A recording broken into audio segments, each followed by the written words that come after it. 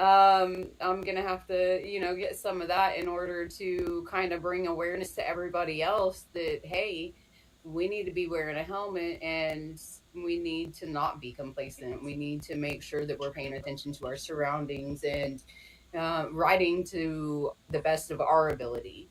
Um, and since then, what has happened? My partner Red and I, Knuckles, he's on here.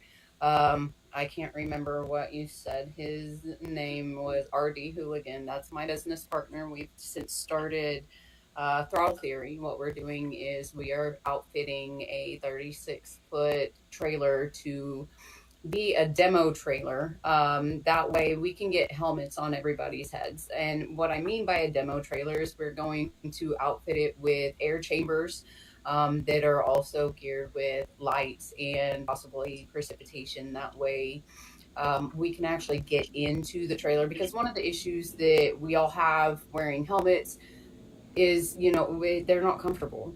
We get them, we buy them, we spend so much money on them, and they don't function the way they should, or they're not comfortable on us. So one of the things that's going to set us apart is not only are we going to have fitment specialists, but we are going to be able to put a helmet on your head, and you are going to be able to test it out in more of a real life environment before you get it going 70 miles an hour. And that's going to alleviate a lot of issues. The reason that I personally don't like wearing a helmet is I've got sensory issues. I'm ADHD. And that for me, just with the wind going through the helmet and coming up through my ears, it ends up giving me a headache. It's really loud and it's distracting. So it takes away from my experience. It takes away from the therapeutic, the wind therapy. That's all it is. It takes away from that. And, you know, trying to take the risk of not wearing a helmet versus getting something that helps me to actually live life appropriately without, losing my ever loving mind on people. Um, I shouldn't have to choose one or the other, right? And nobody else should have to either. So our goal is to be able to get everybody a helmet. That's it. We want everybody that wants a helmet, a full face modular. That's where we're going towards. We want everybody to have a properly fitted helmet that is going to perform to the best of their abilities. Personally, I've spent over $3,000 on helmets, and not a single one of them is appropriate for me. And, the reason behind that is I purchased online. I don't get to try it on. Yeah, Uh, I know my head size, I know my head shape, I go for what works, but when you can't try it on, I mean, you're not going to go buy your motorcycle without getting to test ride it. You're not going to buy a truck without getting to test drive it. So why would we do the same with a helmet? Um, so that's kind of where we're going with Throttle Theory, and we're both excited about it. We want to debut at Sturgis, so we're in the process of trying to get the funding to build out for the raw materials. That way, we can actually just get it moving. Um, we're excited about that, and the thing that I really like about my whole experience is I feel like it's brought the community to me. I of course I found the haters, and the people that are in my circle that you know maybe weren't as supportive as what we would all hope. I found the ones that are supposed to be here for this season, and it really makes me excited. It makes me excited. There's been a lot of opportunities. I'm working with 405 Street Devils now on just trying to build our local community. I work with Luke City a lot. Fruit Loop Stunts. He does a lot for our community. We all are interconnected, and it's just amazing to see and be a part of something that's bigger than I am. You touched on a good helmets. And this is any gear. We actually, when we were practicing the other night, we touched on this. Any gear you wear, doesn't matter how expensive it is, no matter how safe it is, doesn't matter how much it's going to save your life. If it's not comfortable, you're going to end up not wearing it. Yep. And I've had people. There's this guy from Texas, and he was noted. He was an absolute jerk. Everybody knew he was a jerk. But he said, if you're not wearing $1,000 helmet, you're an idiot, and you're going to die, and you deserve to die. Now, I've had wrecks in $400 helmets. I've had wrecks in $200 helmets. I've had wrecks in $150 helmets and a $99 helmet. I lived through all of them. The most comfortable helmet I had on, luckily, was the $99 one because that one, if it wouldn't have been comfortable, I wouldn't have been wearing it that day, and that's the day I would have died. Hands down, no problem. I would have died. But luckily, I had a $99 helmet, put it on that day, and the only reason I put it on was because it was raining and I didn't mind. Otherwise, I wouldn't have wore it. Yeah. After that, I was a absolute advocate. So I've had 3 really bad wrecks. The last one, funny enough, I had on a $110 Service helmet. And I hit the ground so fast that on GoPro, the GoPro showed me sitting up on the bike. It showed the bike start to move, and the next thing I know, I was flat. And the next shot, I had bounced back up, and the bike was still flat. That's how fast I went down. 450 frames a second. It threw me down and bounced me off the concrete. Oh wow. It ended up giving me not a. It ended up giving me a mild concussion, but an hour later, I had a seizure. And I remember somebody told me, "Oh, see, if you would have been wearing a more expensive helmet, you wouldn't have even felt that because if you've got $1,000 helmet on, you shouldn't have even felt that concrete." Well, I'll tell you what, I was falling. I figured this out. I was falling at 80 miles an hour when I hit the concrete because I kind of broke down the footage. I don't care what you're wearing. You are never going to not. It's like wearing a bulletproof vest. There's no such thing. It's meant to stop the impact. It's not meant to stop the bullet. A helmet is the same way. It's meant to stop your impact. It's not meant to not let you that you won't feel it. So any gear is good gear if it works. Now, what I've wished I didn't have a seizure and a concussion. Absolutely. Is that realistic? No, because I still dropped that bike and I dropped it off awesomely fast. So you've got to find that measure, whether it be comfort, visibility, like you said, your sensory perceptions, heat, cold, whatever it is, you've got to find something that will protect you enough, not to where you'll be totally comfortable and totally warm and totally dry, but to cushion the impact of whatever you're wearing that safety gear for. If you're wearing a hard hat in a construction yard and an I-beam falls on your head, it is not going to save your life. It might protect your head, might protect your face, but it's not going to stop all of the impact. Will it slow it down? Absolutely, and that's what you want. You want it to lessen the damage it's going to do. So what I hate to hear, and we've all heard it, and we've heard it on this channel a couple times on lives, is people say, well, if you're not wearing $1,000 helmet, if you're not wearing a $600 Schuberth, you're wasting your money and you're going to die. Well, that's not true. As long as it's been tested and it has those testing and safety stickers on it that it's been classified, it's going to do the job it's supposed to do. Then you just got to break it down to safety. You've Well, got to in comfort. I think we all can agree that there are a lot of armchair quarterbacks out there when it comes to what you should and shouldn't do, Mm-hmm. and especially when it comes to how you should ride or what you should be wearing or who you should be riding with. There's a lot of armchair quarterbacks out there, and so it's ride your own ride, but definitely, you should. Everybody's going to be their own level of safe. Don't impose it on anyone else. Mm-hmm. That you have to have $1,000 helmet. I I like wearing my helmet. And I started out, I had never worn a helmet until I bought my first motorcycle, and my husband asked me to. And I started wearing a helmet, and at the time it was a half helmet, and then I evolved into the full face and the modular. But wear as much helmet as you're comfortable wearing, and at least get that on you. And if you can wear more helmet, wear more helmet. I think that, like you said, protecting your face is huge, and a lot of people don't even take that into consideration. They're just looking at, from here.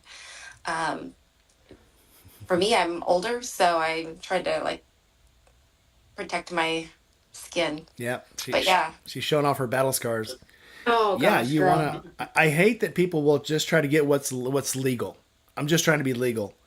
When they come Right. out with these decorative helmets, a cop won't stop you in a decorative helmet. He knows that you're not legal, but he's like, visibly, you're legal. I'm not going to mess with this because this is just stupid. But we all know what's going to happen. I think the worst thing that ever happened is these baseball style helmets, and they're cool. People wear them. People love them. Good on you. But if you wreck, it's not going to help you. It's going to fly off, and Right. it's kind of crazy. I mean, again, and like you're talking about heat. When I went down to Florida, I'm always going to wear my helmet. I'm always going to wear gloves, and I'm always going to wear boots, and I'm going to wear jeans. I might give up a little bit of shirt or jacket to heat because heat will put you down. If you're not going to go on that bike for 3 hours in 100-degree heat and ride in a full leather jacket, if you can, good on you, man. But I can't. I still want to put on long sleeve shirts, and these fisherman shirts are great. These flyaways, like these hucks, I love those because they'll keep the wind off of you. They'll keep the bugs from drilling through your chest, and they'll stop the sun. But yeah, you can't wear that freaking SPF 2000 jacket when it's hot outside. So you got to be careful with you got to adjust within your limits. So and I'll leave it like I said. This is just opinion. If people get upset about it, I'm really sorry, but that's just my opinion. And I know people. We were the last camp out the camp out before I was at. A dude had a full leather riding suit, 100 degrees in Florida, and he's wearing this full leather riding suit. And I'm like, dude, I can loan you like a flannel. Nope, I'm good in this. I want to be safe. Okay. Right? If that's Yeah. if you think that that's what you need to be safe, I'm not going to tell you no. I mean, okay. What's funny? Somebody, people laugh about people wearing seatbelts or people wearing masks in their car, or I've seen some weird shit. But if that's what it takes somebody to feel safe, I'm not going to touch that. You're not bothering me. You're not in my lane. I might laugh at you, but I'm not going to ridicule you for it. I might laugh internally. But if that's what makes you comfortable, and that's like these, motorcycles.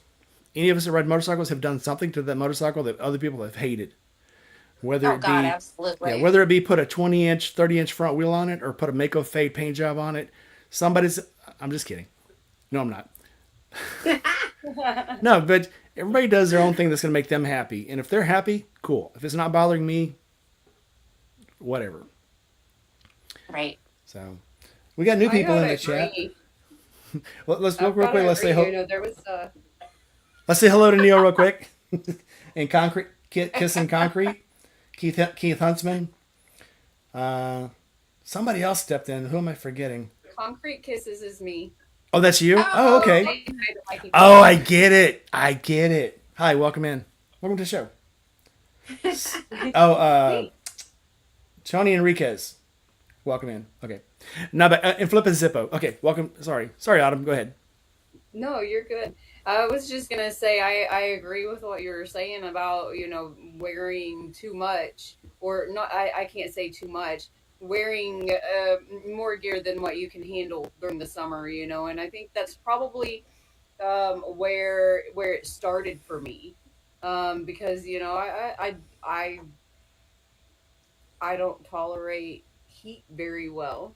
On top of the sensory issues, um, I think we get 120-degree heat here in Oklahoma, and being on a black bike on the roadway, surrounded by vehicles, it you're looking at 130, 140 degrees by the time you're getting the heat off the engine. So yeah, there's times where I'm not there. There's no way I can wear full leathers in the summer. Like I will probably, honestly, as unsafe as it is, I will probably still be riding in my Halara dresses and my Vans at some point. You Hmm. know, that's one of those do as I say, not as I do things. I of course I want to be a good example for the younger riders or the newer riders, but realistically, there are things that I can't tolerate. And now, is it smarter to wear jeans and boots? Absolutely. But, sometimes it's one of those things where you got to outweigh the risk and the benefits. Yeah, I mean, if you're one of those people that can't stand stuff on their feet, I'm lucky enough to get in with a really good boot company, and it makes perforated boots, and they're low rise and they're very comfortable, and I can actually wear them all day long. I can wear them to work. But I've been that guy that the boots I was wearing was work boots with 8-inch shanks, and I'm like, these are uncomfortable as shit. I'm gonna wear tennis shoes. But I'd rather see somebody in Vans than in flip flops, and I've seen people in flip Oh flops. yeah. The most stupidest thing I've ever seen, and I see this all the time, is some dude geared up with a helmet. Yeah, hi Bleak. But some dude geared up with a helmet, got all his gear on, and his passenger is in a tank top, cut off shorts, and flip flops. Yeah. It's like with no helmet, and I see it all the time. That's one of the detriments of having lived in a non-helmet state where they weren't required was these guys would pick up their girlfriends and say ride on the back with me, or pick up their friend ride on the back with me, and they kill their friend, they kill their girlfriend, they kill somebody they were giving a ride to, because they're safe. Their passenger, they're just not thinking about it, and whether they think about it or not. I've seen it so many times. Picked up some chick from the gas station. Oh, we're picking up these chicks. Hey, chick, you want to take a ride? Yeah, jump on the back. Get on back. Let me kill you. And next thing you know, it's why. And all I can think about is enough. And they never drive the speed limit. They're never safe with a passenger that's not safe. They want to show that new passenger how cool they are and do 120 miles an hour on the highway. It's just absolutely insane. Again, we've talked about going faster here before. If you've got room and you think you can do it, are you still breaking the law? Yeah. Are you being unsafe? If you're out with nobody around, that's what it comes down to. I don't care what you do, as long as you're being safe and not hurting someone else. Because and I'll get off the bus there. But well, let's say hello to Bleak. Bleak, what up, man? Hey, hello, good evening. Bleak, tell me I about like your the red old flags. adage. I like the old adage: if a tree falls in the woods and no one's there to hear it, did it make a sound at all? That's kind of like riding if no one's around. Yep, You know, I you're agree. you're kind of given carte blanche to use the road to your fullest. There's no one there. Why wouldn't you?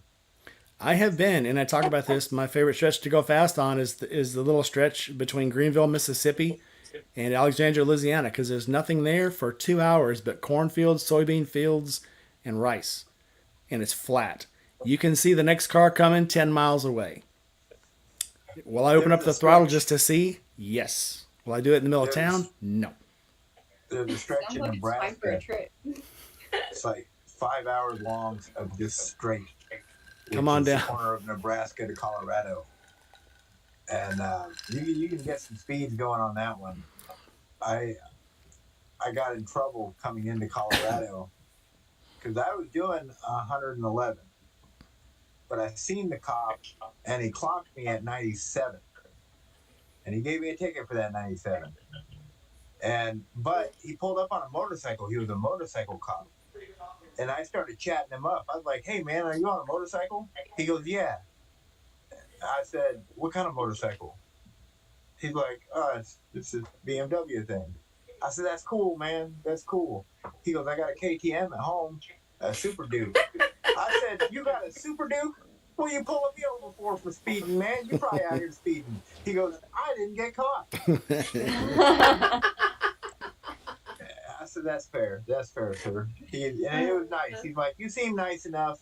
You're getting a ticket, but you're an Iowan. You don't have point system like we do in Colorado. So if you pay the ticket, nothing happens." And I was like, "That sounds pretty cool. Let's do that." So it gave me a ticket. I got not on a motorcycle, but I got stopped in Texas when I still lived there right before I joined the Navy. Cop pulls me over and says, "You know how fast you're going?" I said, "No, sir, not really." He says, "Me neither. My radar only goes up to 100." He says, I'm going to guess you were doing way more than that. Where are you trying to get to?" And I said, "Well," I said, I joined the Navy. I'm leaving in a week, and I'm trying to get around to see all my buddies. That's why I'm out 2 o'clock in the morning. I'm still between Texas and Louisiana." And he gives me a look, and he's like, "I was in the Navy." "Were you now, sir? Wow, what a coincidence." He's like, "I'm going to write this for 75." He said, that's only 10 over. He says, but welcome to the club and watch it on Texas roads. I was like, "Yes, sir." Not a problem. So every once in a while you do get lucky. Razor Gator had a question. Somebody, okay. Did anybody see his question? If you've got a Oh, hey, question and you really want us to see it, do like Dinah Pillion style did and write at Rainy Rider, or is anybody else moderating the chat? I can't. I'm on my phone again. Okay, write at Rainy I Rider can. 1970 like Dinah Pillion style did, and it'll pop up for me. So Razor Gator, what was your question? Can anybody dig it up for me?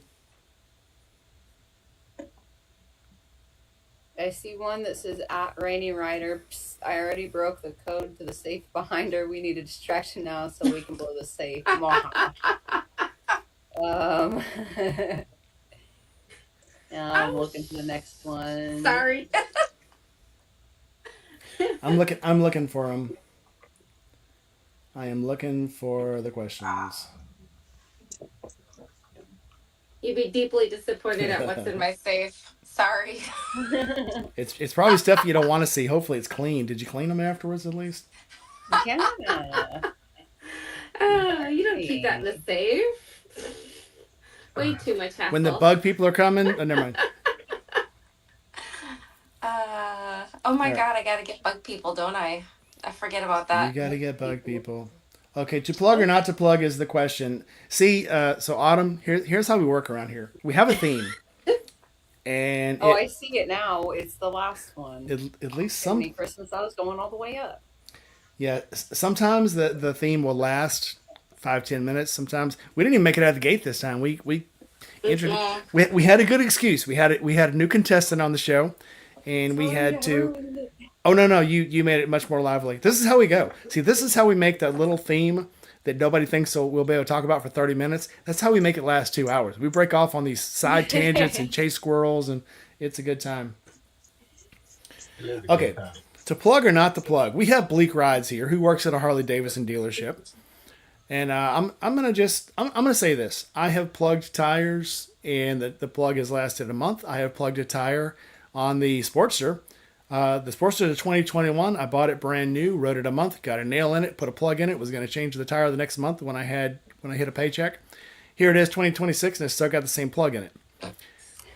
So there's a couple of reasons for that. One is a Sportster. A Sportster weighs a little bit more than a Tonka truck. You barely put any weight on the tire at all.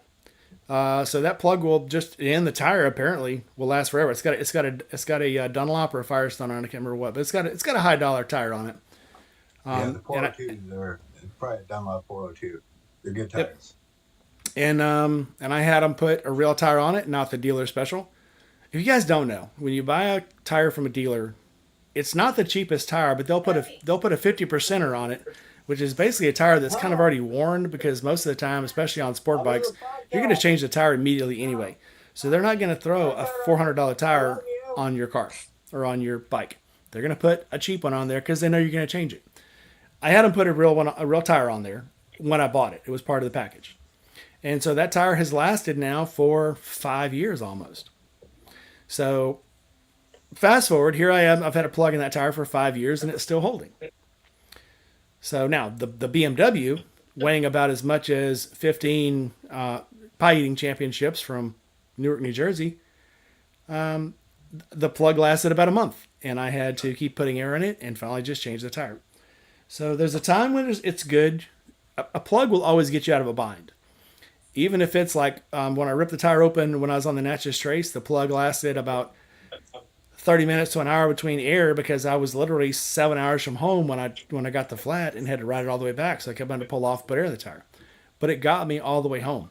I didn't have to stop at some BMW dealer and spend $800 to get a tire changed on the bike because I can't do it in the middle of nowhere. So a plug will help you out.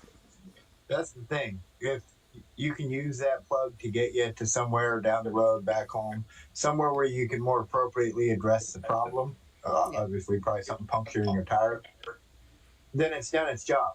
They're not, nowhere on any plug sold today does it say permanent fix. The permanent fix is you got to get another tire. And in the case of motorcycles, it's a little more impactful. Yeah, because you got 2 strips of rubber keeping you attached to the road instead of 4. Mm-hmm. So you really want them to be at their best. That said, did you ever have a chance to try the screw-in ones? I am going to do it tomorrow. I'm actually going to make the video. So I was actually make a different video tomorrow, and we'll talk about that later. But since what I was going to do, I can't do. I'm going to make a video on that tomorrow. It's going to be part of another. I'm going to a pause for claws tomorrow at a Harley dealership. It's a dog and cat adoption event at Harley Davidson. Aww. So I have to take the motorcycle because if I take the car, I'm coming back with a cat. Yeah. So, but I got saddlebags on the bike. Maybe we'll see. We'll see how it happens.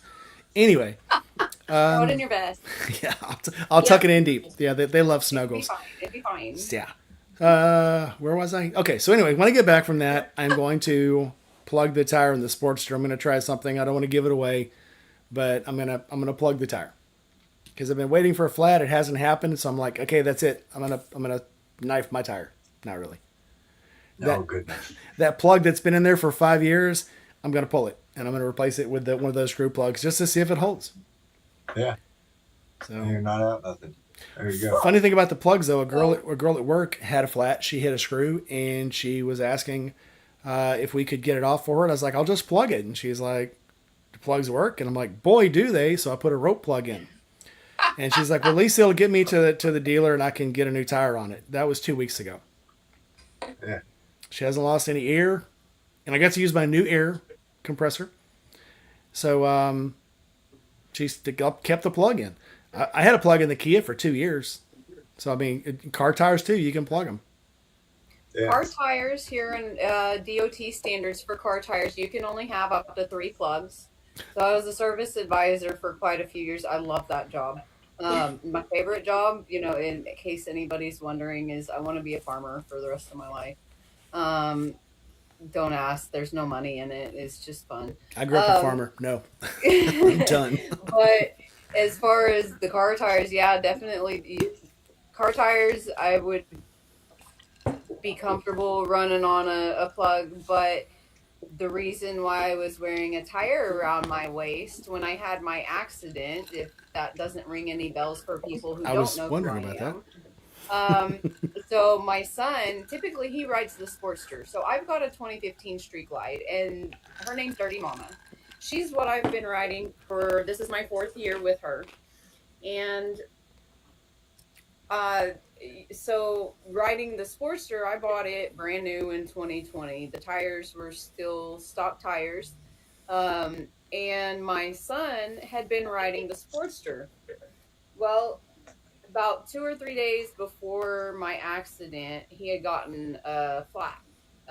Got something in it. We plugged it, and hence the reason for the tire around my waist, which, by the way, did save my ass, literally and metaphorically. Being 103 pounds, I'm skin and bones, literally. And the way I had somebody that did a segment on my accident on one of the YouTube or Insta videos had slowed it down, and you could see right where I landed. My initial impact was on the tire. Oh, wow. And so I fully and wholeheartedly believe that saved my pelvis. But the reason for saying that is I wouldn't ride beyond immediate needs on a plug on a motorcycle. I mean, outside of maybe a Sportster. But therein, it's 2026. My tires were 6 years old. Or 4 years old, excuse me. It's a 22. So, there's no good reason to continue to ride on them, right? Yep. Yeah. I've had another incident that comes up is my Nashville trip. We drove 4 hours to Nashville to go to the Jack Daniel's distillery with 8 friends. We get to the hotel, we leave the hotel, we start heading towards Jack Daniel's, and some dude starts cutting up and fooling around, and I thought he was in trouble, so I went to pull over. If you've ever rode around Nashville, the entire shoulder is made up of nails and broken bottles. And I pulled over and hit a nail. So here we are. We already have an event. I've already bought tickets. The tickets are stupid pricey to go to Jack Daniel's if you've never gone. And we're running late. So I threw a plug in it. It got us all the way to Jack Daniel's. It got us all the way back from Jack Daniel's, which was about an hour and a half trip. If it wouldn't have been for the plug, not having plug and a compressor, I wouldn't have been able to do the trip, and we'd have lost $800. Oof. So situational, like R.D. Hooligan was saying, there are times you can use a plug, and there are times you got to throw the towel in. Absolutely. If it's right down the middle, it's a great idea for a plug. If it's anywhere near the shoulder, if it's anywhere outside 3/4 of the tread, yeah, I'm not putting a plug in it. Don't do it. It's too much flex in the tire. If it's right down the middle where the tire is thickest, you're gonna have a great time. You probably will never even realize you got a plug in it. But yeah, and I'm not telling everybody do this and you got to do this. You got to do what you're comfortable with. If you're not comfortable with it, like you said, if you know your tire's already old, and if you plug it, you're probably just going to start a tear in the tire. Call it if you feel like it. This again, this is a totally personal thing. It's a totally, this is my idea, and I'm not trying to push my ideas off on you. I'm saying I would do it, and there are reasons to do it, and that's all I can do. There are plenty of devil's advocate arguments where you can say it's not a good idea, and those are viable too. What's perfectly comfortable to me might not be comfortable to you, and I would never make you wear my shoes. Or Crocs. I would never wear Crocs. Motorcycles are dangerous. Most crashes are an interaction of factors. A good rider, a responsible rider, does their best or attempts to mitigate those factors when possible. Not all of them are. It's an interaction of factors. Having had an accident a week ago, um, I I get to speak from a little bit of I can relate to Autumn a bit. I went down. It happened in an instant. Only took a second, and I was on the ground. Mm. So if you're plugging your tire, I already said they're not permanent. They're not meant to be permanent. Motorcycles are dangerous, but they're also expensive. And if you can't do the upkeep on them, you kind of do so at your own peril. And a lot of the stuff, like even the MSF teach, just sort of the FIMC or T-clocks, these acronyms for pre-ride inspections and pre-startup inspections. Those are meant to, again, mitigate those factors, to give you your best chance of making your motorcycle ride not just fun, but successful. And the success is the ride you come back from. Absolutely. It is hard, and I'm not rubbing this in Bleak's face at all. It is hard to go years and years and years without an accident, and the stupidest thing makes you wreck your bike. And I'm speaking from experience. I am on a bike that I told everybody this is the bike that BMW said if you can make this bike go into a skid, we're giving you the motorcycle. And I got it out on black ice, and I wish I would have done it in front of somebody from BMW because I would have won a motorcycle out of it. Because I sure the hell put it. It wasn't even a skid. It was the whole back tire just went. I played over and over in my head. I had the tire only had about 2,000 miles on it. I had it at the right inflation. I had the bike in rain mode. I'd slowed myself down to almost like 20 miles an hour. None of that helped. Sometimes all the factors just work against you. I'd been a good boy, and the 4 days before it, when there was ice on the ground, I didn't ride. I found the one 10-foot section of ice in Mississippi that was still there after 5 days. The only one in Mississippi ever in any part of the state. I found it. That's how lucky I am. Rainy, icy rider. Yeah. Sometimes it just works out for you. So, again, yep. So, Jerry had said earlier that he never leaves the camp out without some kind of scrapes, bruises, and blood, and that's just how it goes. That's just how it goes sometimes. It's the trophy of a good weekend spent at a camp out. And what kind Ghost, of thanks for coming in. reputation Arkansas got? It tried to hide his comment just saying night ghost. Sir, do you violate community standards?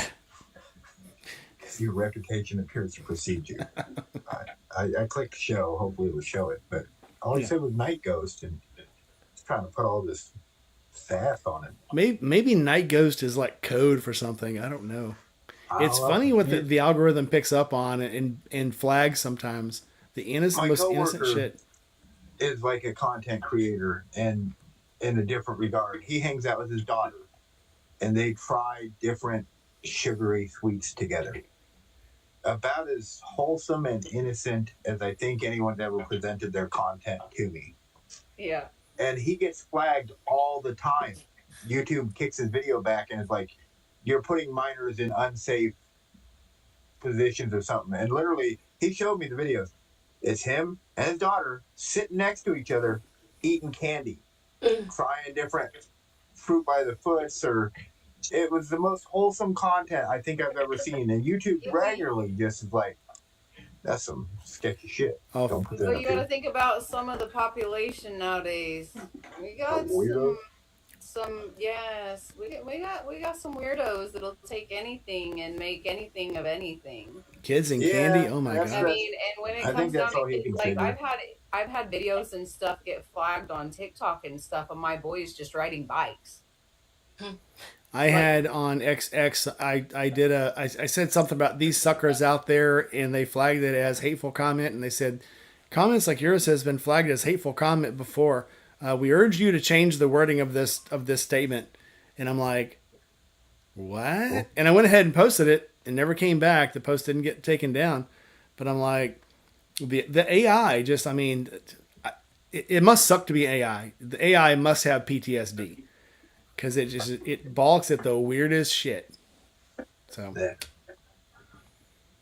Mine Diana sure Pay likes and to Sal. flag. Oh, Go ahead, Blake.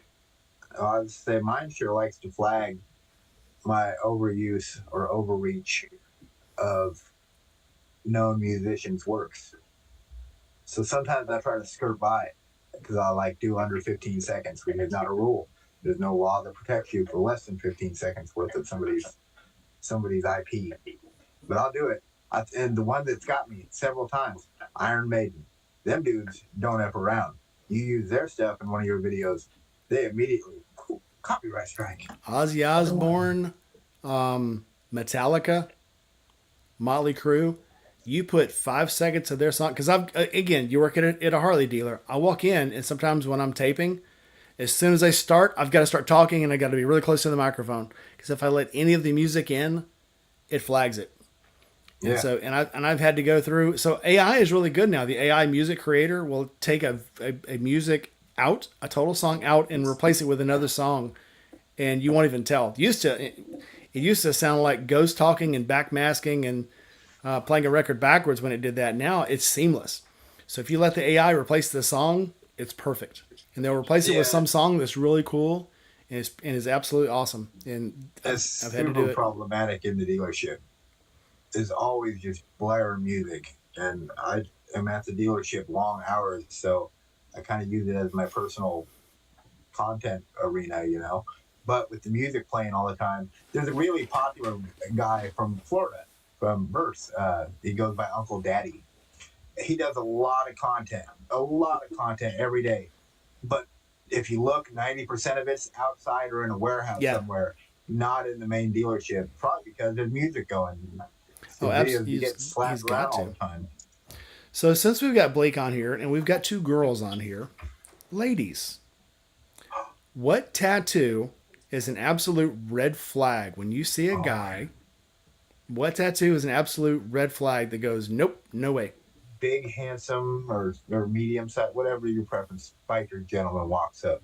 He's doing all the things. He's got the eyes just flickering at you. He's got whatever the hair is that you're just like, He's got I the like growl, that the style. I like smirk, that. Looks like everything I would look for, and probably a bad choice. he can raise one eyebrow, can lick the ice cube out of the bottom of the glass, but he's got that And then you tattoo. see- What and then you see tattoo the is it? tattoo. Red lipstick, lip prints either on their face or neck. that's a good one. Oh, I yeah. think I'd have to agree. Or maybe an ex-wife's name across the neck. I mean, that just screams toxic. 2 for 2. I mean, not to say. So my mechanic, I can't tell you how many times he has his wife tattooed on him, and I absolutely love it. Like they're just the cutest couple. But he keeps doing it, and she keeps telling him, "Quit getting my name tattooed on you." That's The whole true thing love. was That's like, pretty awesome. they're always going back and forth because he's always popping up with a new tattoo of her name, and it just cracks me up. But I think if it's a single man, and there's tattoos like Jeff Knight, thanks for coming in. Yeah. Thanks for everybody who's also subscribed. So I've got my wife's tattoo on me twice. Once on my ring finger, and once in kanji. that's the difference though. That's your ring finger. That's not like across your neck or I would never get. Again, this is. I find that most people that get neck tattoos get them when they're young and dumb and stupid. I want one. I don't see a lot of people. What I really want, and you guys are gonna think this is weird, and maybe it's a little more than anybody else needs to know. What I really want is I found this skeleton hand that goes I knew you were on gonna the say neck, but I want like the skeleton hand, but I want roses and autumn colored leaves. Oh yeah. Okay, that's not. I don't know why, because like I feel like my entire life there's been demons trying to choke me out, right? Okay. I thought you were gonna say get a hand so, with, and it was gonna say choke me daddy on it. I was like, come on. okay, well, I was not gonna take it there, and I'd rather not talk about my personal preferences, whether I may or may not like that. Look at that bird! Holy shit, it's a big bird. Damn, I've never seen such a big bird in the studio before. This is crazy. I love that. That's super representational and visual. Heck yeah. Yeah, that's the rose hand. That's pretty cool.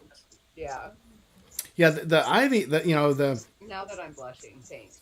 I mean, I have seen some cool tattoos, and one of the ones I saw was the ivy tattoo. And somebody explained to me what the ivy tattoo actually means and how the full coverage ivy tattoo. I'm like, okay, that's okay. But yeah, I've seen the roses up the side, kind of, and very tasteful looking. Right. I don't know. I mean, like I said, I'm not gonna make fun of anybody and say something's ugly or whatever. But it's just that when they do the full coverage stuff, it's not my thing. Some people love it. I do know a girl who actually had a really nice one. She's a Canadian girl. It was really nice, and that she decided to take the whole thing off because all of a sudden one day she didn't like it, and she said it was the most painful thing she's ever done because she's having it lasered off. Oh, I bet. Yeah. I tried to remove one of my tattoos because when I went to, I tried to cross from the Navy to the Marines, and they told me I had to get rid of one of the tattoos.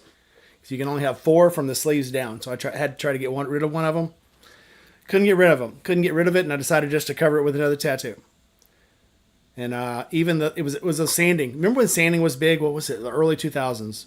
They said you could sand a tattoo off. You cannot sand a tattoo off. Yeah. No. You can't. I remember that. I bought one of those kits for the one on my leg. The kit was like $200. Didn't work. You had to buy the machine, you had to buy pads for it, and you had to buy the abrasive material, and it did not work. Not even close. Really good exfoliator though. Oh. Did not feel good at all. It actually, for as much as it hurt, it should have worked. It did not. Oh no. Anyway, what were we talking about? Oh yeah, squirrels. Squirrels and birds. Squirrels and tattoos. All right. What other questions we got? We have Red flag tattoos. okay. So what is it for you guys? Red flag tattoo. And a girl, yeah. She's got the moves. She's like looking at you, batting the lashes, making all the right conversation. What tattoo? I don't know if you guys remember this one, and I have a story about it. But do you remember from the late '90s the penis butterfly tattoos? I bet Autumn does. She's laughing about it. It was butterfly wings and fairy wings, and it had a penis as a body. Oh no. Biker Girl, we're the same age. You should remember these. I don't know. I guess I didn't look at those tattoos. I don't know. And they were usually right here.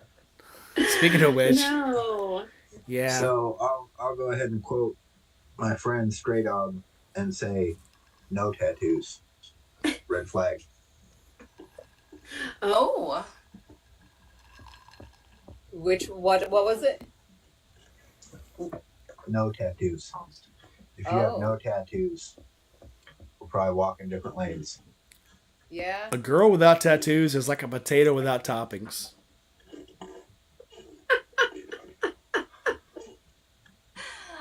You got to at least have some butter and sour cream. You can add some bacon bits and chives and cheese, all the better. Nobody eats a plain baked potato. If they It's do, not for everybody. they're after something. It's not. My husband will tell you he married into the biker family. He married into the tattoos. So he got really brave and he got 2 tattoos in our 35 years that we've been married. And he will tell you that they're the 2 worst mistakes he's ever made in his life. Like, it sounded great. It looks great. But the second they start, he's like, why did I do this? We got a few questions. Let's go ahead and cover them. So Diana's asking about, does it matter what type of plug you use? I'm going to say, in order of preference, black rubber impregnated rope is probably the best. The regular rope with the slime rubber cement, probably second best. And then non-pregnated rubber. Biker girl. Okay, Autumn. Somebody walked in at the exact wrong moment. Me? Sorry.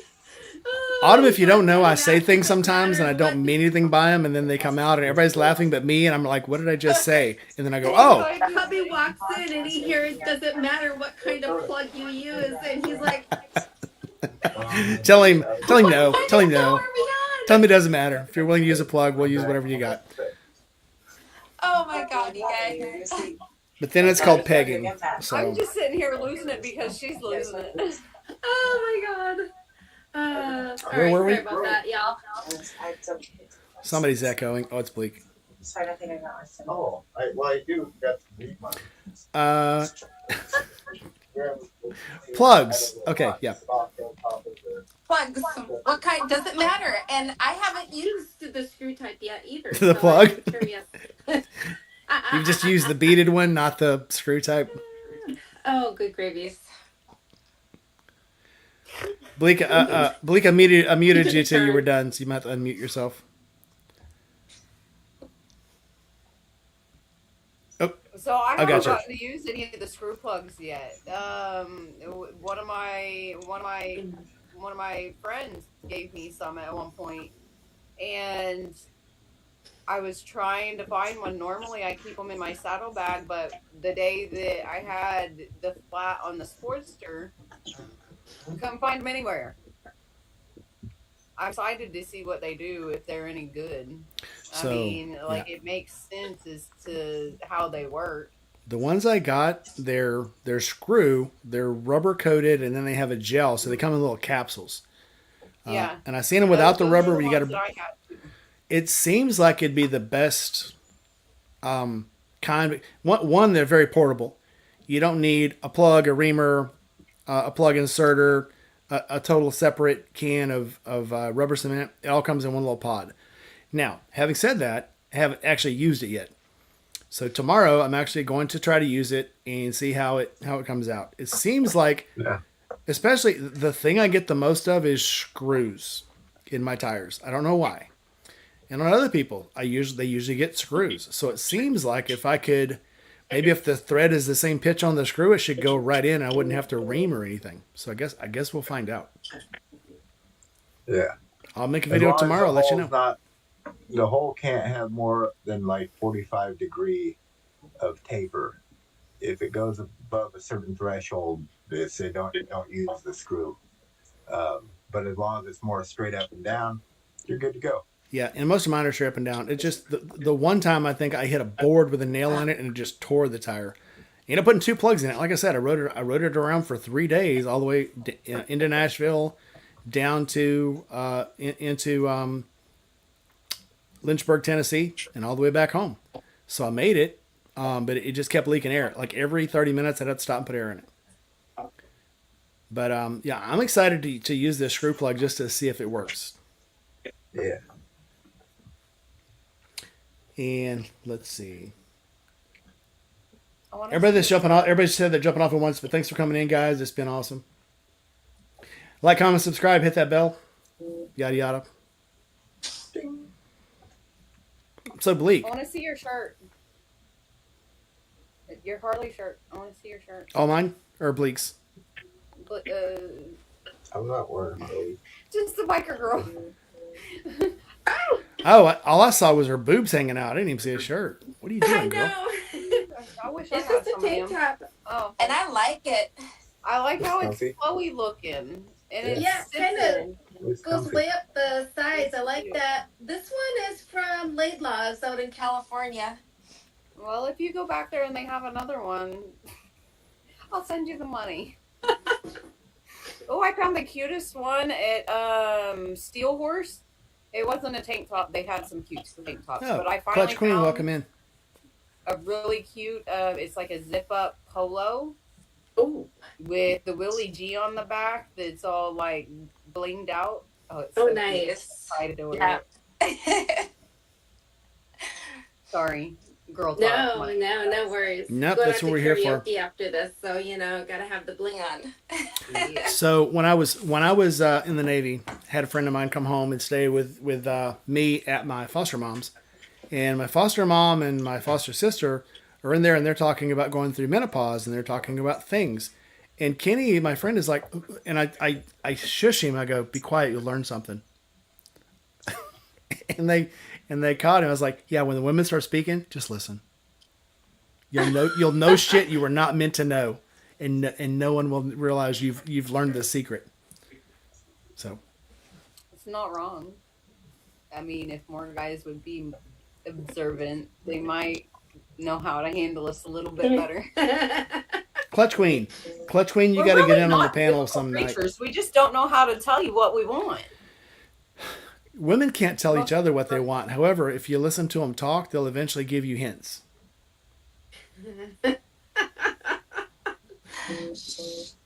Not wrong. You might be onto something there. There was another question down here somewhere. What I'm do I not do doing for a very deer? good job of moderating, am I? You want to be a moderator? I'll make you a moderator. So deer. So there's a lot of deer around here. There's a lot of deer on the way down to Florida. If I see a Yeah. deer, I don't do anything. I don't accelerate. I don't brake. I just keep doing what I'm doing. And the deer are interceptive. You'll hit a deer faster trying to slow down or speed up or move because the deers are pretty agile. Let the deer do what it wants to do. Now, having said that, fate happens sometimes, biker girl, Yeah. and sometimes shit happens. That's all I can say. Yeah. I'm lucky enough around here, and again on the way down to Florida, the deer are used to cars because they're always in the same places. When I go through, there's literally, if you look at my last video going down, I show the yards that they sleep in, and it was the same thing in Rabbit Hash, Kentucky.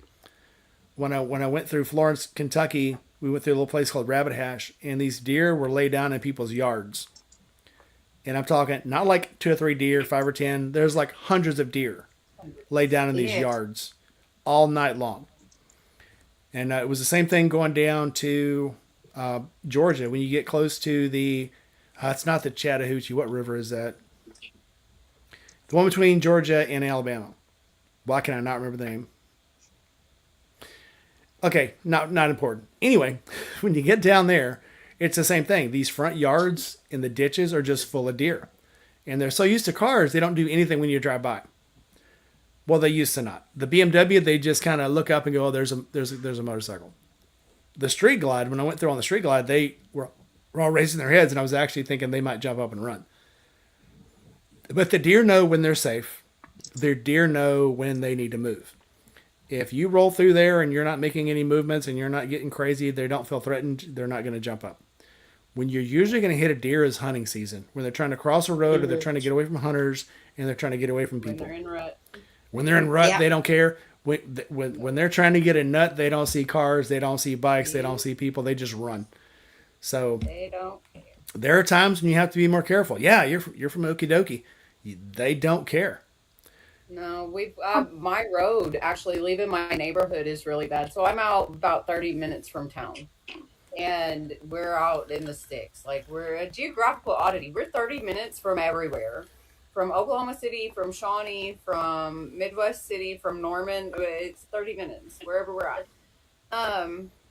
And just down my road, as soon as it turns to pavement, because I live on gravel and sugar sand and dirt, um, once you get onto the pavement and curve around to the main road, we've got a neighbor that has this really big front yard. I mean, it's beautiful, but the deer absolutely love it there. And across the road from them is a Native American campground. So they go back and forth like that all the time right there. And I can't tell you how many times I've come close, whether it's in my truck or on my bike, both the street glide and the Sportster, they don't care. They don't care. They'll stand right there and look at you. So when I was in Fort Sill, so we're in Fort Sill, we're out on the range. If it's raining, don't care. Mosquitoes, don't care. Thunder and lightning, don't care. If a buffalo walks up the range, we quietly pick up all of Tuck our and shit and leave. Tuck Because and roll. the buffalo gets curious, and then when they get close, then they get mad because they get up on these 80 to 100 guys who haven't washed in 3 or 4 days, and then they get angry. So as soon as we see, It's the testosterone. we don't shut down the range for nothing. If there's a buffalo on the Except range, buffalo. shut down the range. We've actually shut down the range and not shut it down, but like gone cold because a deer walked across. If you see a rabbit on the range, you have to shut down the range. The range goes cold. You don't have to leave, but any livestock walking across the range, you got to shut down the range because it's a wildlife preservation area on a military base. Oh wow. That makes sense. So yeah, we've Rabbits spent good eating, though. well. Funny you should say that. There's also I a lot have of rabbit. wild mules out in the field artillery range, and anything that gets killed out there after they do the fire. If you go out there, and there's something dead on the range. You're camped out already. It's a casualty of war. Is it good? What good? What are you talking about? The ones that were left out on the range. What? Yeah, I mean, come on, you're not gonna not eat. Yeah. What? We have Left pulled there, right? we'll pulled deer out of there, and we've Am pulled I really mules out that of there. redneck? No. We pulled deer out and we pulled mule out. If something's on the range after the fire and it's a clean kill and it wasn't intentional, you can take it. Okay. Is mule good though? Mule is pretty good. Tastes just like horse. I've never had horse. What does horse taste like? It tastes like deer, but it's a little more fatty. So if you can imagine beef is a lot tallowy, a lot of fat on it. Anything that's wild. You ever heard of longhorn beef? Yeah. Free range beef hardly has any fat on it at all. Longhorn is all skinny. They're runners. Right. Buffalo is kind of that way, but they do have a lot of fat in them, especially in like the spring season and summer. Winter, they're stringy. Right. But obviously we didn't eat any buffalo because that's protected. So the horse though and the mule, same way. There's hardly any fat on them at all, and they're wild. It's all muscle. It's all strong muscle. It's kind of tough, but if you put it on open fire, it'll grill down. That's why people started barbecuing because they had the poor people barbecued because all they got was the bad choices of meat. So if you char grill meat or slow grill it, it tenderizes it really well. All the proteins get really, really tender. So if you put it on open fire, it tastes great. Especially when you're hungry. When you've eaten it out of a plastic brown bag, a laminated bag for 3 or 4 days, anything tastes good. Yeah. So Those MREs are great. anyway, well, there are some good ones. There are some good ones. I think my favorite one is probably, I would have to say, like the goulash and the cherry cobbler. I haven't had an MRE in probably 15 years. as far as main ones, chicken a la king, and the vegetarian rib steak was really good. It would come with this meat. Well, so it would come with this bread patty. So this bread like I don't know, it looked like a pancake that was really hard. If you split it, put the meat in it while it's still cold, pour the gravy into it, and then put it in the heater pack. It softens it up, and it's freaking awesome. Same thing with the what was it? They don't call it brown steak. It's char grilled steak, char grilled patty. Same thing with that. There's always just a little gravy in it. If you put it inside the little, if you try to eat that piece of meat or this piece of bread by itself, there's not enough water on the entire earth to satiate your thirst if you eat that bread by itself. Chevy. If you warm it up, it's fine. So, as far as desserts, the brownie or the angel food cake. And somehow, as they cured it or whatever, it gets this crust of sugar on top of it. And it is so good. You will literally lick the inside of the package. It is so good. Or maybe we're just hungry. I don't know. I tried that angel food cake. That sounds really good right now. The angel food cake was really good, yeah. I could get down on that. It was really good. Are we boring you guys? We're really sorry. I'm hungry now. Well, that's the show for tonight. We're going to go find some angel food cake. Have a nice one. So, Biker Girl, tell us about your deer adventures. What did you do wrong? What went wrong? Here. Yeah. I've had a lot of, growing up in Wisconsin, a lot of incidents with deer where I could tell you what I was doing wrong. This one was just timing, I think. It was just timing. And, I was probably driving a little bit too fast.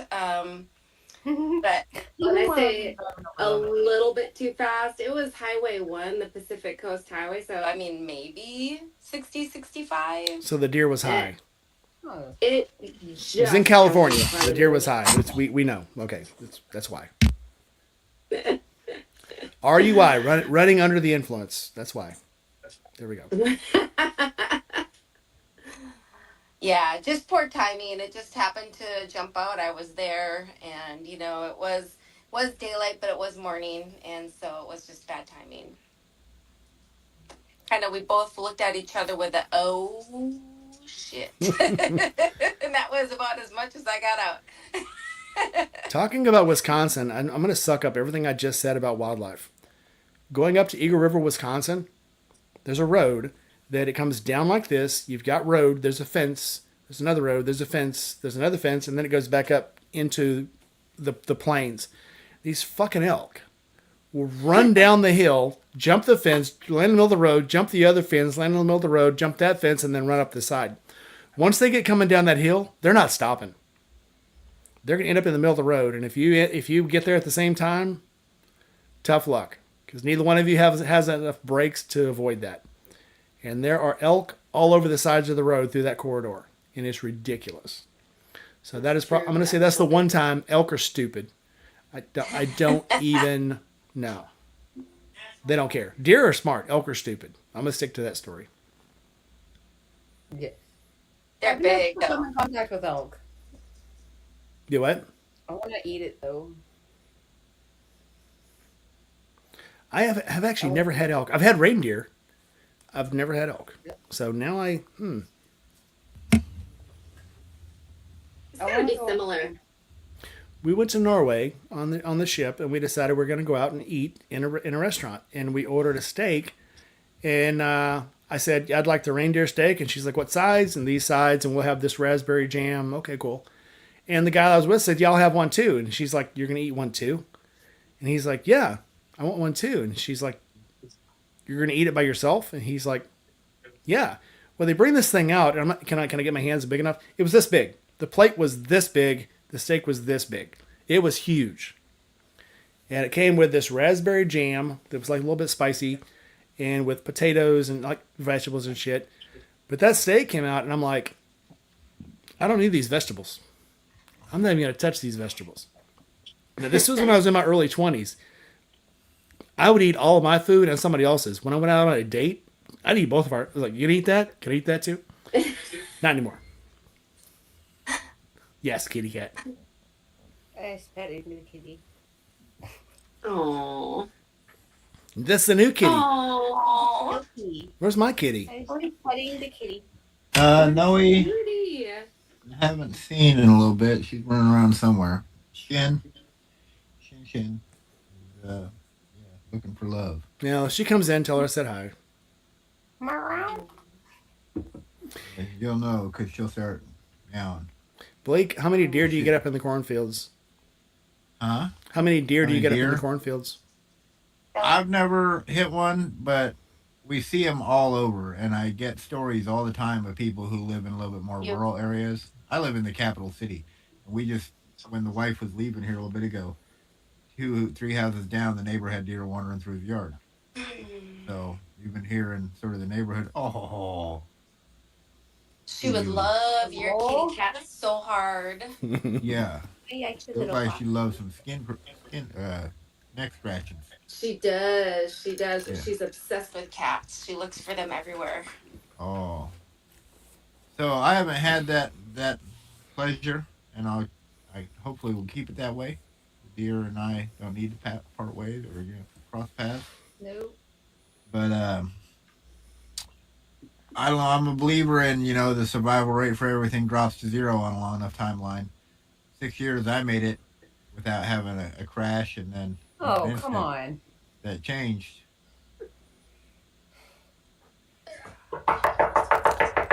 Over the Right? I weirdest know. thing too. So tell us this story, Blake. I know this story, but tell us what's going on Yes. here. Oh well, I those who keep up, know I was going to rider coach training. I was going to train new generation of riders. That was my goal. It's something special when you're teaching somebody something, and I only get to interact on a little level. The coaches do all the the heavy lifting. There's something special when you see a student get some piece of information, and you can watch their face, a light bulb go off, and then their writing improves. They get it. Hmm. They're learning. So I was going to that training. I went to that training to be a coach, and very first thing you do is a fresh BRC or basic rider course. If you can't do the course, how are you going to teach the course? Well, I was doing great. I was really doing quite great. In fact, I probably got a bit cocky because I ride all the time, and I tend to think I ride pretty good, mostly safe, within reason, when I'm not being.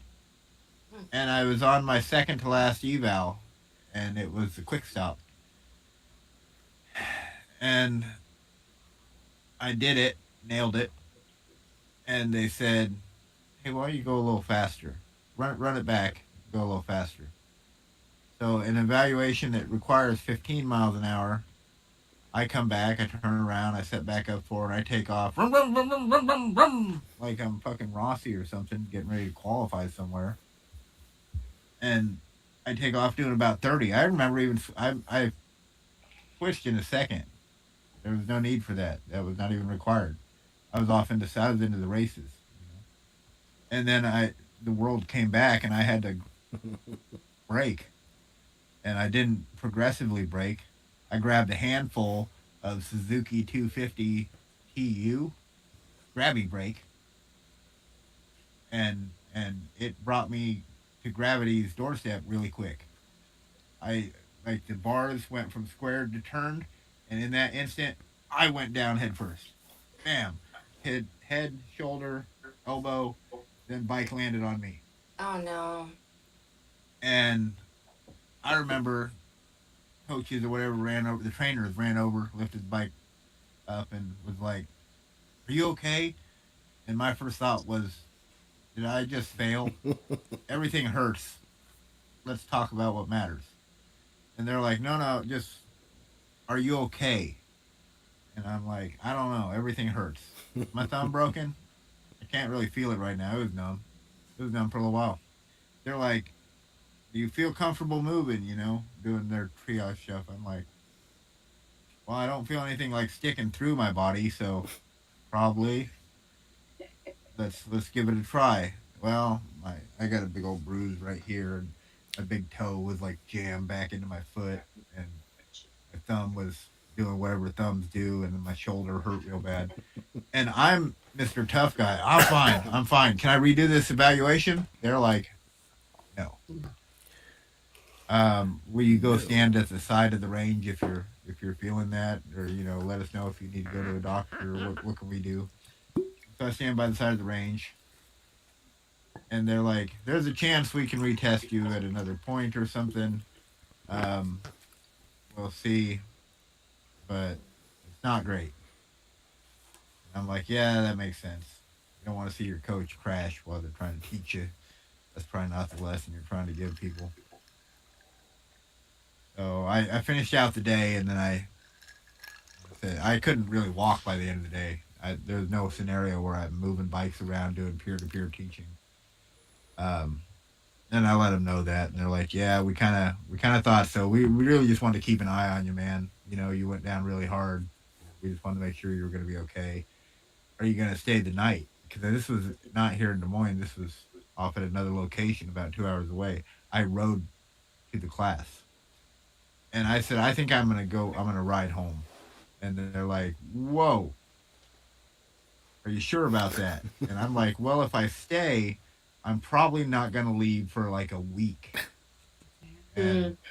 once all this sets in and the adrenaline goes away, yeah, I'm probably going to stay. So I need to leave now while my foot still is moving." And it didn't for like a week after that. It was all fucked up. Pardon my language. I got to watch myself. Um, so I hopped on the bike. And that's where the second bit of experience kicked in. Right away, I'm doing about 80 mile an hour down the highway, and it's in my brain. Do I touch the brakes? I'm kind of gun shy right now. I don't know that I want to touch the brakes. And some car immediately starts braking in front of me, and I need to brake. And my brakes felt fine. It felt like brakes should feel. Confidence inspiring, even. And I got to thinking while I was cruising down the highway and navigating traffic, I don't think I like those little 250 Suzuki TUs. Not much at all. My Cowie brakes great. My Dyna brakes great. Everything brakes great. That bike did not brake great. And so, like all crashes, there was an interaction of factors that led to that happening. And I think a part of it was brakes, and a part of it was this guy, and a part of it was confidence or overconfidence, and a part of it was cold tires because this was about 10 in the morning on a cold day. That's why I had my whole jacket on, my whole gear. The day before it was hot and I was wearing a Dixon out on the range. You know, you just have to have a long sleeve on and gloves and helmet and boots and pants, the stuff to take a BRC. And I get pretty casual sometimes. I'm in a no helmet state, so there's times where I'll go ripping down the highway with no helmet on, or I do different stuff. And it was a really great reminder that I'm not above the basics at all, and a really great experience that all my gear worked, because I'm not worse. I could have been way more effed up. Um, and so I'm pretty thankful to walk away from that. And next year I can try again to go do that class and maybe practice a bit more and plan ahead and ultimately end up a rider coach, because I think it's really cool to get to be a part of the experience of teaching people to be good riders, and maybe they can fall in love with riding like I have, make one more of us and out there on the road.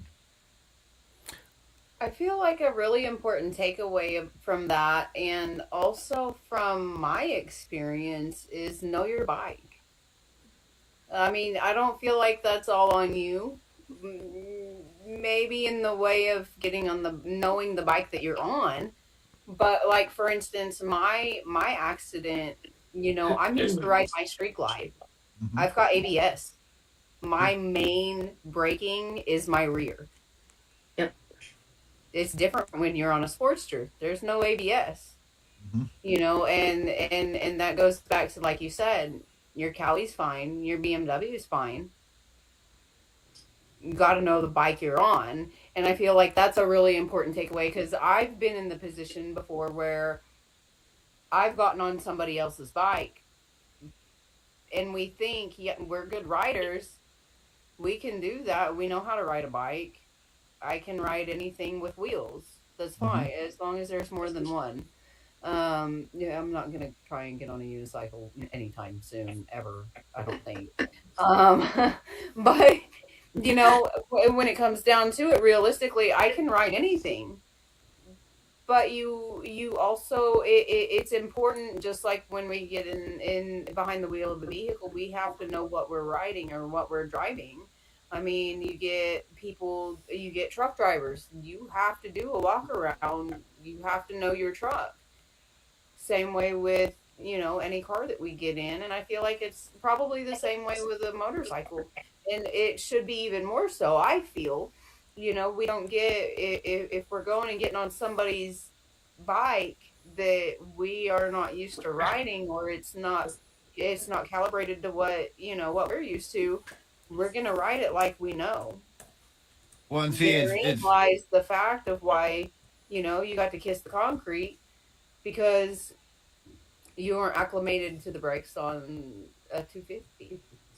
well, it's interesting you say that. So, um, the day before Friday, the day the class started, I was on a different bike, and I did the whole day on this other bike.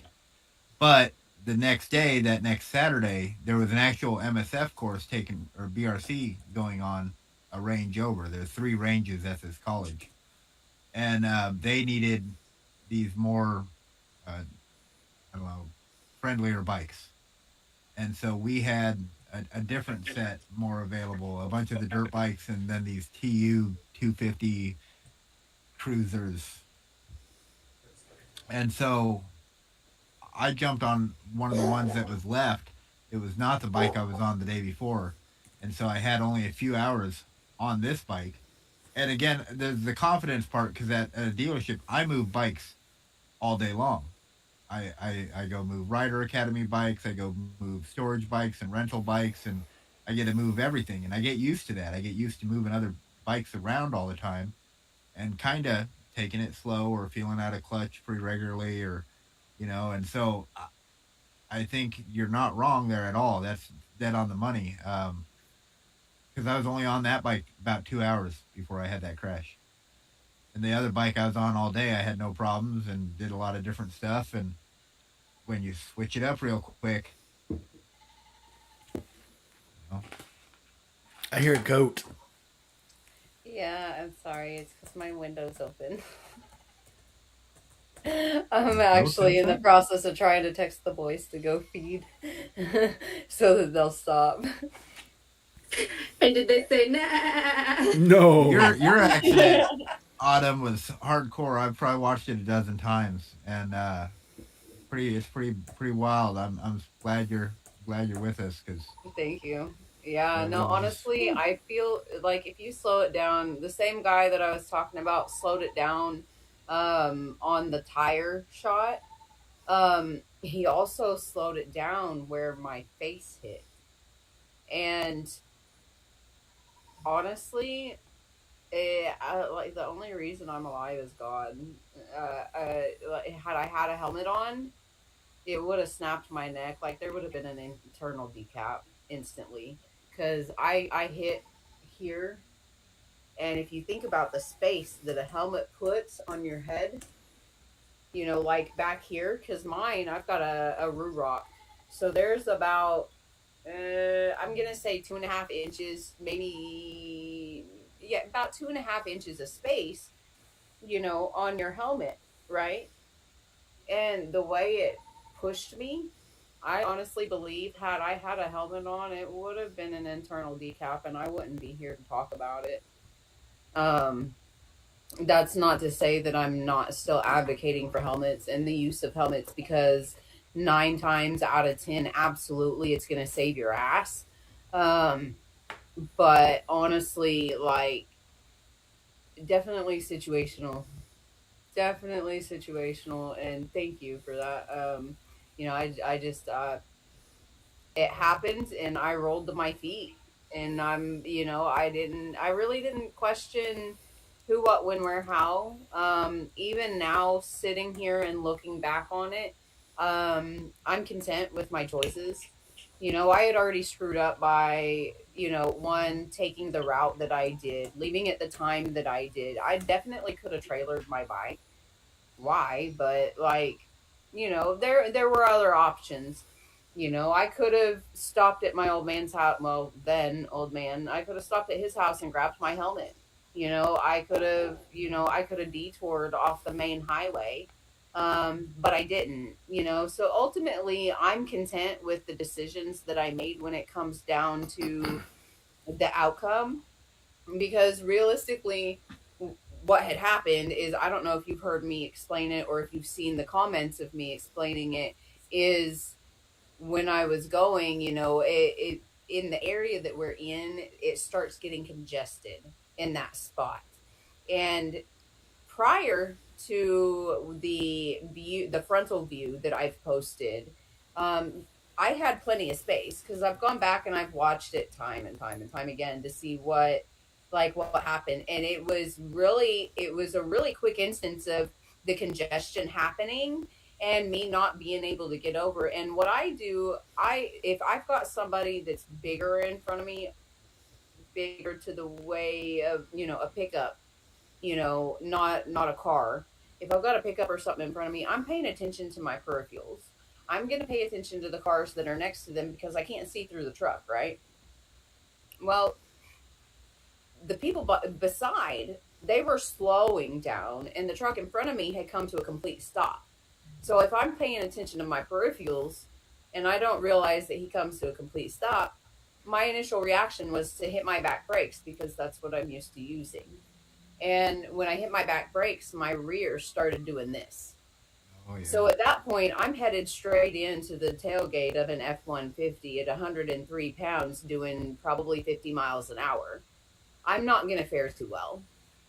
Um, Beside me, there were cars rolling. It was still wet on the ground. I would have had to go over the yellow lines or the white lines, whatever color the flipping lines are. Okay, my brain's not working right now. Uh, and then had I gone and tried to go towards the shoulder, there's a curve right there in front of where the vehicles were. Like that area curves around and it does another curve into a merge. So it's a junction. And had I gone to the left to try and go towards the shoulder, I feared that I would wipe out on the yellow line and it would throw me over the Jersey barrier. Um, and so realistically, when it comes down to it, I'm content with the decisions I made to bail. I don't regret it. I don't. Not There's not one bit of it. Do I regret, maybe not taking a different route? Yeah.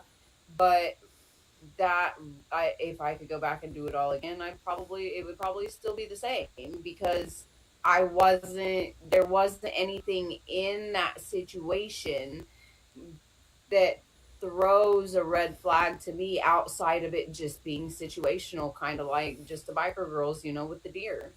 It was situational. And that goes back to the whole thing. It's never going to be a matter of if you go down. If you are riding and you are a rider, it's going to be a matter of when you go down. I mean, and it's not trying to speak, negativity or anything into the situation. It's just, that's the risk we take riding a motorcycle. That's the risk we take, running beside four wheels, beside people that are not trained to look out for bikes. There was a study done on why there's so many accidents, and it's because we as drivers are not trained to look for smaller things. We can look three times, but if we are not trained to look for the motorcycle, we're not going to see it. And most drivers, they look for cars, they look for trucks, they're not looking for motorcycles.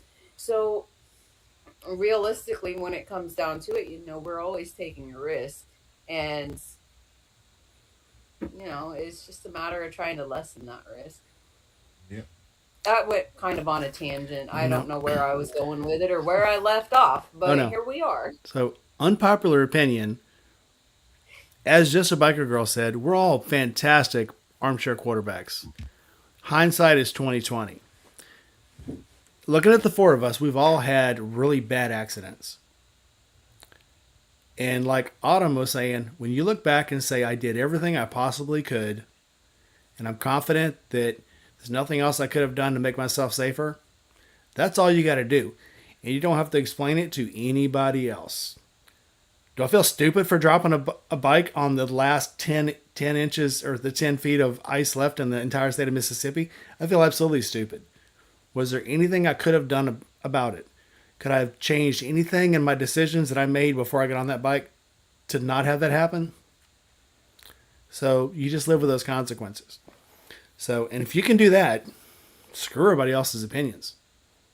And that's what it comes down to.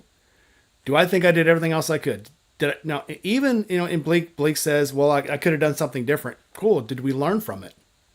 Yeah. Big time. Here's something funny. So in the military, every 3 years, you have to take a rider course. I took a basic rider course in 1992. I took an advanced rider course in 1997 or 95. Didn't take another one until, because I got out in 97, got back in 05. They said, you got to take another one. So I'd already taken the basic and advanced. So I'm like, all right, I'm going to take the touring bike one. So I took it on my BMW R1100. The next one I took, they said, you haven't taken a course. You never took your basic. And I said, I took my basic in like 92. And they're like, it doesn't show up on your digital files. Like, because there was no digital files back then. They're like, you got to take it. Cool. So I go to Gateway, no, not Gateway. Teddy something Harley Davidson up in St. Louis. I had to take it on a Buell Blast. And the instructor said, okay, what do you drive? I said, I drive a BMW R1100. What do you drive? Well, I drive Electric Glide. What do you drive? He goes, well, I got a Suzuki TL1000. The instructor says, every one of you is going to crash today. Like, you are full of shit, man. I have not had a crash. Ice left in the entire state of Mississippi. I feel absolutely. But I told him, I said, I haven't had a crash in 15 years. I'm not going to wreck this bike. I know what I'm doing now. The instructor said, you will crash your bikes today. Every one of you. So we all got off of, every one of our bikes were 1,000 cc's or above. We got out there on those little 450s, and every one of us dropped our bikes that day. Because we were not used to a bike that had less than what we were used to. So, on an Electric Glide, you've got 83 horsepower. On my BMW, I had like 102. The dude on the TL1000 had like 160. We're used to, if we lean that bike over, and we're leaned over at like 45 degrees, we hit that throttle, the bike's going to stand itself up. On that Buell Blast, it had like 36 horsepower. When we hit that throttle, it hit the ground. He said, all of you guys, and he let us all crash. He said, all you guys are used to your bike saving your ass. Your bike is a better rider than you are. And that hit hard. So I'm glad someone else joined. I'm going to have to pull out of here. But I love your story, and I wanted to hear more of it. But that works out. I'm going to have her on for a full interview someday. Soon. Yeah? Oh, yeah. Right on. All right, guys. Well, Bye, Bleak. Have a good Bye, weekend. Really. Thanks for playing. Yeah, good. Be It's safe, good hanging man. out with you, ma'am. I gotta get All back right, to guys, Ohio next Friday, soon. bro.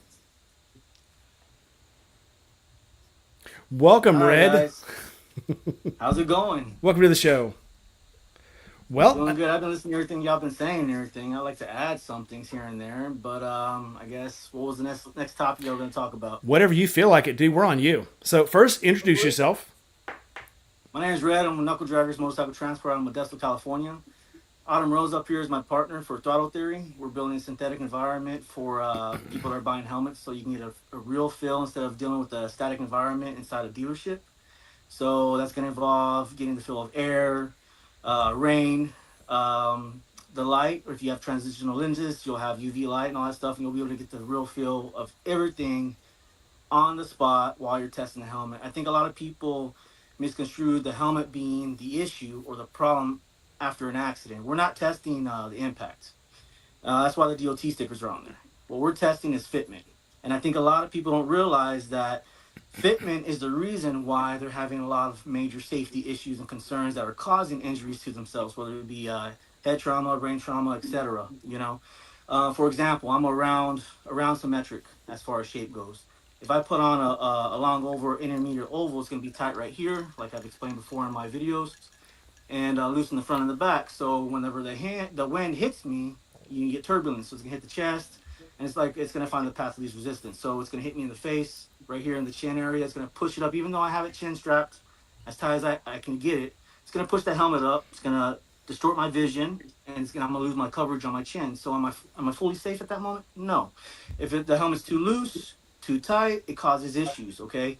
The biggest factors that people have problems with is claustrophobia, neck pain, heat, headaches, and let's start with the claustrophobia. The claustrophobia can be from ventilation. So in our system, you'll be able to test the ventilation system on these helmets in order to feel if it's going to be the right fit for you.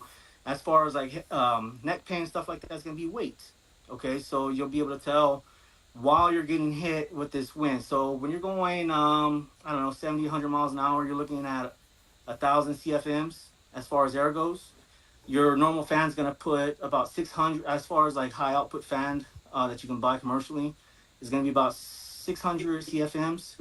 Now we're going to emulate what you're getting on the road. Okay, so you're going to be able to stand in front of it, turn to side, and actually put these helmets to the test as far as the theory goes of what these distributors are actually saying these helmets do.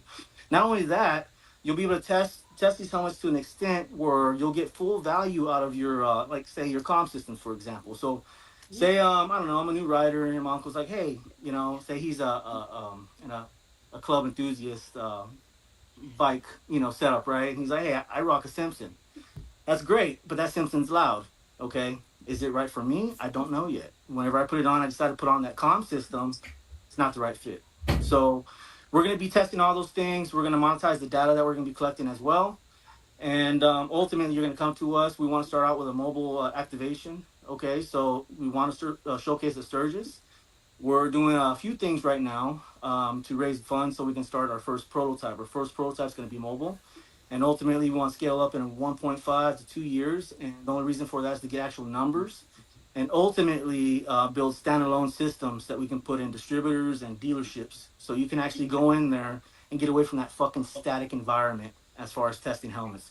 The normal person doesn't realize the three different head shapes. One, the other thing that they also don't realize is that for you to get a true test on a helmet is you got to put it on for about 30 to 45 minutes to walk around that store.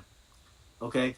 And a lot of people, they'll buy a helmet within 10 to 30 minutes, trying different ones on, not get the real feel. 2 hours later, a week later, a month later, they get down the road and they realize, hey, you know what? This ain't the sucker for me. And they've already dropped $500 to $1,000, which I think is ridiculous.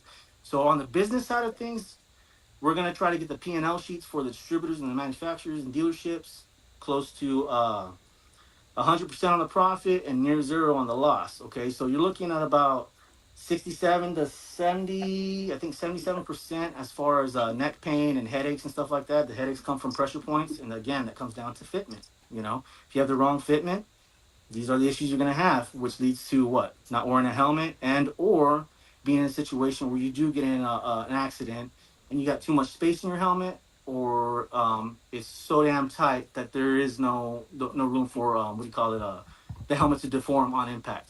The helmet is meant to deform on impact to protect you, and a lot of people don't realize that shit. So say this, for example, you drop your helmet, you might have messed up the structural integrity of the helmet. Now here's the deal: you might not see it on the outside, but on the inside there might be a hairline crack or fracture, and then again they're gonna blame it on the helmet. So our main goal is to push the message of safety, fitment, and how to take care of your helmets, and then bring a new buyer experience to the consumer. That's ultimately our goal. As far as what y'all are talking about on bikes, I'm a mechanic. I've been racing my whole life. I built pretty much everything I have. I mean, this is one bike right here. If I show you the picture of what it looked like before, I mean, it's night and day. Now, the thing is you have to be comfortable on your bike. Usually on my channels I talk about safety. We talk about strapping down bikes and how it can affect your rideability if you don't strap them down right. Yeah. We give tips to new riders as well. And the one thing I tell new riders is, hey, be comfortable on your bike. Buy what you want. Don't buy the smallest fucking bike, because at the end of the day, you're gonna buy it, learn how to ride within a few days to a week, 2 weeks, and then ultimately you're gonna wish you bought the one you wanted. So That same bike can go maybe not as fast as the other bike, but it can go pretty quick, and you can die in either or. It doesn't matter at what speed you're going at. So buy what you want and just be comfortable. For your older guys, you know, we get a little bit complacent as far as mobility goes because we're getting a little more comfortable in life, right? So I just want to sit down and chill, and that affects the body. So mobility, you know, can you move around on your bike? If you can't turn, you know, and this bike's a little too heavy for you, that's an issue. For you guys that work out, I would say, hey, you know what, you're abnormal. And the reason I say that is because if you're benching 120, let's say 125, 200, you know, so many sets of whatever, you're abnormal. The normal person doesn't do that every day. Now, you most likely can handle a little bit bigger of a bike, okay? But also, again, comes complacency. If you can get away from that and just always be aware of your environment, I think you'll be fine. Now, as far as getting on different bikes, you know, this bike versus that bike, like I said, I'm a mechanic, so I can hear a problem before it even happens. You know, a lot of people are not like that. So if you're on a bike that doesn't belong to you, or you're just moving something around, just always be careful. I had a trucking company before I came out here to California, and my thing is, I had a crew of people, and I would tell them, hey, when you get out of that damn truck, go around it, look at it. No matter what, you go out to go take a piss, put fuel, whatever you're doing, just go around and just look. Just look. If it don't look right, touch it. See if it's okay. Same thing with your bike. Okay, it's not a regular car. You know, your bikes and your trucks are very similar. And I would say, do like a pre-trip, post-trip kind of setup on your bike. You know, and that's kind of what I would do there. As far as the deer thing, I hit a deer. I was going about 170 miles an hour on the access road. I see the eyes, and usually I'll bog it down. If I see eyes like that, I'll slow it down really, really slow, 5 miles an hour if I have to get across. I happened to see that sucker take off in the distance, so I thought it was gone, and it did what you said. It came back around, grabbed my front fairing, rolled off of me. I didn't drop the bike luckily, but it screwed up all my front of my bike. But ultimately, I would say slow all the way down if it's possible, if not right through it. As far as her situation, because I interviewed her after her accident, I would say ultimately there's some situations people freak out, and the first thing they do is hit the brake. Just be aware of what's going on in front of the person that's in front of you. I know it sounds kind of crazy, but be aware of that person as well, so you can also throttle through it. You know, I feel safer on a bike than I do a vehicle, and the reason for that is because I can actually get in and out of things a little quicker than a vehicle that's so big, etc. You know, actually, I had a near-death experience the other day. You know, Yeah. I was cutting lanes, man, and we'll see what happened was like I'm extremely pragmatic. So my boy, he had broke down because his throttle had snapped on him. So I rigged it up so he can get home. And how I did that was I pulled his dill apart, realized that the ball on the throttle cable was broke. I got a quick connect for the wires. You know how you connect the wires, cut it, fit it in that little collector there, and I put it all back together. I go, let's get you home. And then he splits the lane. So I'm thinking, oh, okay, we're doing this. I thought we were gonna chill. So I ride that sucker like a crotch rock. If you look at my floorboards, there's scrapes on the bottom floorboards. Now I shouldn't be riding like that all the time, but I figured, hey, you know what? Fuck it, we're gonna roll. I decided to haul ass, and I was about to split. And right when I did that, this car in front of me kind of slowed down a little bit, and I caught right at the bumper. It was an old Z28. I caught right at the bumper, and it got my crash bar, and I almost dropped the bike. Almost got ran over by an 18-wheeler. So that was on me. And for all you guys out there, you just got to be really careful. You know, I've dropped a bike one time in my life, and it was a lady that turned in front of me, and she didn't look to see who was coming our way or what was going on. But ultimately, I got take slap, dropped the bike, slid, fucked up all the side of my bike, and I barely was able to limp it home. You know, so those are kind of like my inputs on things. You know, as far as what you got going on right here, I love it. I love it, man. It's nice to meet you, by the way. Nice meeting you too. Of all the good points you just made, I'm going to harp on one. The bike Go has for it. Come saved on. me. The bike has saved me from more wrecks than. I'm going to say this. Yesterday morning, I'm on the way to work, and I'm on the phone with my wife, and on the way to work in the morning, you can tell if people are late, they're running crazy. I go around a car, I pass it, and as I pull back, so I'm in the left lane. I pass, I get back into the right lane, and as I move over, I hear rumble strip. I look to my right, and there's a car passing on the shoulder, coming back into me. And I had nowhere to go because now I'm beside the car that I was just going around. And all I could do is get up by the yellow line and have the dotted line and have the dude go ahead and jockey ahead of me. If I'd have been a car, he'd have hit me. You're Yeah. lucky enough on that bike. I mean, again, it's a street glide, so it ain't fucking small, but No, it is no. half the width, a third of the width, even probably of a car. If I would have been in a car, he'd have hit me. Same thing a lot of the time going up to these red lights in Memphis. I mean, Memphis, it is the worst drivers in the world. I'm sure of that. And I'll always pull when I go to take a turn. I'll pull almost all the way into the shoulder because, and I'll look behind me. And more than once, I've seen people coming, didn't look like they were going to stop, and I jockey down the freaking turn and go through the shoulder because people don't stop. I just No, posted a that's video. People get scared of railroad tracks, and it was a short, but basically I saw an 88 lumber truck pull out. I'm moving ahead. I'm coming up to a railroad track. The dude right in front of me throws his brakes on. So then I go to the right. The dude in that lane throws his brakes on. And I look in the rearview mirror, and that 88 lumber truck is loaded down, big flatbed, and all I could do is go between the two cars. And I heard him hit the car behind me, but he didn't hit me. you're Yeah. lucky. In a car, I'd have never been able to do that. I'd have had to eat that truck. Okay, So let me add to that, guys. I'm a semi driver, okay, and I usually run a crew. And here's the deal: it's really hard to vet people. You know, I've had to realize, hey, not everybody's red. Not everybody's gonna do things like red does. Okay, so I've had to work on that. Now, here's the deal. With that being said, it takes me a while to vet people. Now, being around drivers for X amount of years, I realized that they're not very socially acclimated to life. You know what I mean? They're socially awkward. There's a lot going on. Rates are bad, so a lot of them are pissed off. They got things going on at the house. You know, they're tired. And then with all that being said, they kind of lack where they need to be doing their job, which is pre-trip, post-trip, etc. Right now, with that being said, I need everybody that's on here listening. If you're around a vehicle or a truck or heavy equipment, always be leery. These guys aren't always strapping down their equipment or their loads correctly. Okay, they're not always doing their pre-trips, and that means that they probably don't have their correct air pressure in their tires. They're missing lug nuts or something's loose, or whatever the situation is. These big rigs are a lot like Harleys. You know, they got a lot of vibration, everything. Things rattle loose on them, and these things are ultimately going to come to the traffic behind them. Okay, and if you're on a bike and a tire gets shredded apart, you're right next to it. You're not going to be okay after that happens. So if I were you, instead of being balls to the wall and real, I say machista or machismo, you know, chill out, get to the other side or pass them as fast as you can. That's what I would say, guys. It's very important that you be aware of your surroundings, and I would say be extra aware of the people that are driving heavy equipment. Okay, they're not always doing what they need to do, and it falls back on the people that are around them. and even if As they far as are, it's like semis, that's why mountains have those runoffs because even if a truck was perfect when it started that trip, it might not be halfway through the middle. I exactly, always give rigs huge wide turning lengths, and if a rig wants to get in front of me, I'm gonna let him get in front of me because I'd rather, if he's rolling, I'll have him in front of me. That's the safest place I can be. If he's slowing, I'm gonna get in front of him.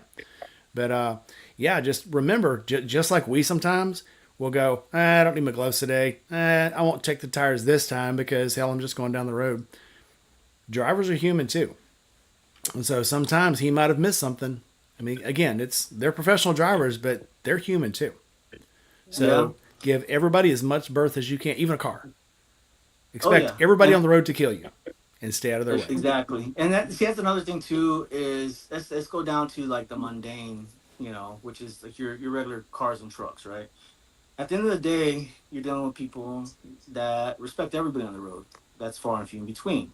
Okay, and then you're dealing with people that don't give a crap, or they're I don't know, I guess loose when they drive. And then you got the people that really hate being around people like us on the road, as far as bikers, etc. Okay, and they'll make it difficult for you to do what you need to do and put you in a situation that you don't need to be in. Okay, so that's another thing, guys. I mean, you can be riding around and all of a sudden you get a guy swerving into you for no reason. You know what I mean? He doesn't know you, doesn't have a reason to do anything to you, but just don't like you because something else happened to him in his past. Yep. You know what I mean? Carrying his So just grief. be really Yep. careful. Everything is situational, and that brings me to your plug or no plug. Okay, now here's the deal: if it's a sidewall, guys, I probably want to do it. I probably want to do it. Now, if you're looking at maybe like a couple blocks or something like that, maybe even a mile, and you're going really slow, and you're able to do that because you're in a safer area, fine. But ultimately, if it's within the meat of the tire in the center or whatever, great. Do what you need to do to get where you need to go, and replace the tire.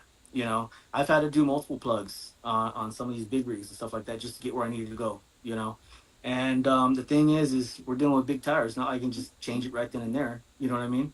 As far as the bike goes, again, you're looking at a big deal where it's a safety concern. So it's situational. It's not a long term permanent deal. And then you got to also look at which tire it is.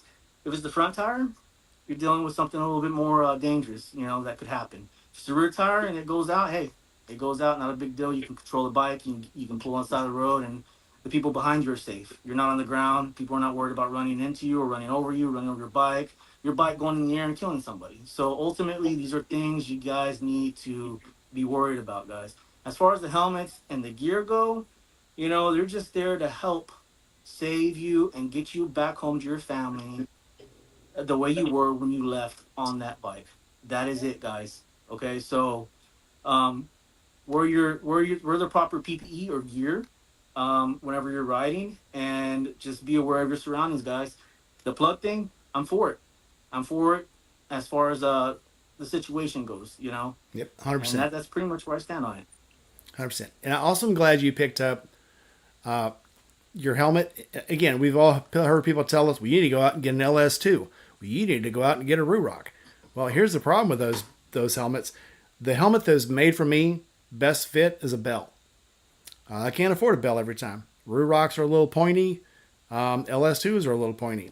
And I don't know if you know it, but my style of head is called the Good Grief. It's a Charlie Brown. It's perfectly round.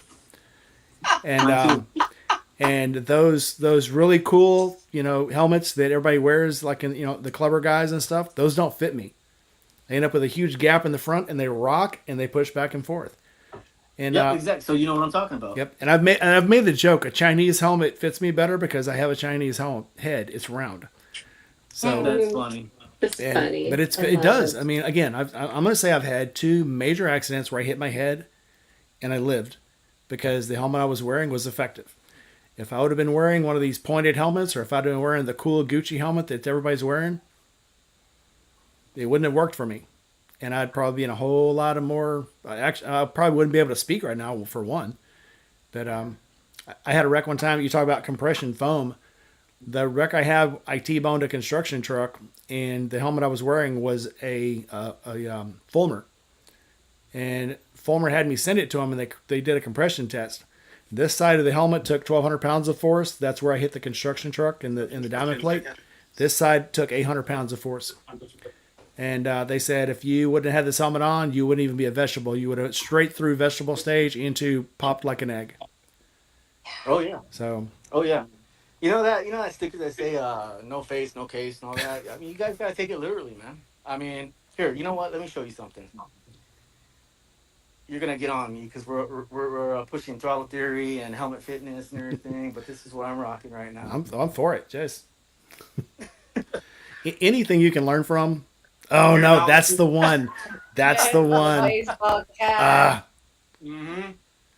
This is what I'm rocking right now, and it's not suitable at the end of the day. It's not gonna protect me. I mean, if something happens, I mean that's it. It don't matter if I'm going 5 miles an hour, 10 miles an hour, 100 miles an hour. If this comes out as good as this looks right now, I'm lucky. But You've got to do what's ultimately that's probably not again. gonna happen. And again, I'll say I'm not gonna throw rocks at anybody. You've got to do what's comfortable for you. And the one you had actually Exactly. had padding in it. I saw it. So Yep. I'm not gonna pick on that one. I've seen some that look like not even a batter's helmet. They look like the helmets they give away at ball games to 10-year-olds. And those are Right. like, why what the hell? What's even the purpose? So I saw yours. Yours actually had some cushion in it. So small win. Yeah. But you've got to do what's going to keep you where your helmet, your head might be safe. I mean, you've got to do what you're going to be comfortable in. And Right. I'm not gonna throw stones at anybody who's taking a piece of safety, as long as they're comfortable with it. You've got to be comfortable with your own hazard correction, or what's the term I'm looking for? What they call it in the military?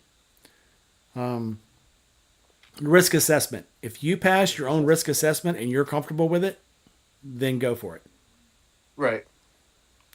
No, I agree. I mean, at the end of the day, you can't be mad at somebody for or be, look. When I met Autumn, I'm watching. Her accident came across my page several times. I remember showing my old lady, and I was like, "Hey, look at this. It was bad." And the same assessment that that guy made about the tire, I was telling her, "Hey, I think she got saved by that tire." I did the same thing. Slowed it down, looked at it and everything, and she was, "Well, why was she wearing all that and everything?" And I was like, "Well, she's gonna go change the tire." And I think it saved her. However, ultimately, with all that being said and done, I told her, I, I called her and I told her, "Hey, why don't you jump on the live with me? Let's talk about your accident, what you could have done versus what actually happened, safety gear, et cetera, and everything." That's how we met. I went on a rabbit trail right now. I got a little distracted. I apologize. We do that. That's this channel. That's what we do on this live. Squirrel. We chase squirrels. We Mhm. chase shiny nickel. I got it. And yeah, That's exactly what happened right now. that's what we Hey, do. can I pause for just a second because Keith had a question and I've tried to remember to ask it Yeah. multiple times. Keith Huntsman asked, where's the best place to get a plug kit? And realistically, any plug kit that you get is going to be just about the same. Yeah, I don't know if Rainy, if you have any added input to that, but realistically, worst case scenario, anything will do. Typically, the ones that that you get at the gas station or AutoZone are just fine. If you're wanting something like the screws with the rubberized coating and the gel, um, my I got those off of Amazon when I got them, or not Amazon, excuse me, Timu. Um, so it just really depends on what is beneficial for you. Um, I personally carry ones from like AutoZone with the what do you call the plugger thingy? The reamer, and Yeah, the needle plug, the needle, needle, threadle head. yeah, You know what I'm talking about. yeah, It's a threaded head. yeah. Looks like a The giant thing, sewing needle. yeah, Yeah. that. So I actually have two. And I posted the big one to Keith. I put the link into Amazon. So I have a big kit at home for home. It's got a big heavy duty reamer and a big heavy duty poker, and it's got, a full can of slime rubber cement in it, and it's got three different sizes of rope plugs. Then I have a smaller one that I keep on the bike that has a little CO2 inflator, almost like a much thinner auger and a much thinner needle inserter, and then smaller plugs. The smaller one is just to get me home. Once I get home, if I don't want to put a tire on it yet, I'll use the heavy duty kit and put a finer, coarser, slicker, heavier, greasier, more rubber cementier plug in it. So I remember what I was gonna say, guys. So when I met her, I was watching her and I was looking at the comments, and she's getting a mixed set of reviews. A lot of hate, a lot of hate. You're this, you're that for not wearing a helmet, et cetera, et cetera, et cetera. And then the other side of things, hey, I'm glad you're okay. We're just happy that you're alive, et cetera, et cetera. And I'm just thinking to myself, at the end of the day, whether you wear a helmet, don't wear a helmet, that's your life. You know, it's not the other person's life. Who cares about what they think? It's like I tell my drivers, whenever you're being pushed or backed up into a spot and everything, if you're uncomfortable or you think that guy's not pushing you correctly, stop the truck. That's your truck. That's your truck. That's your life. That's your equipment. Stop it. Okay.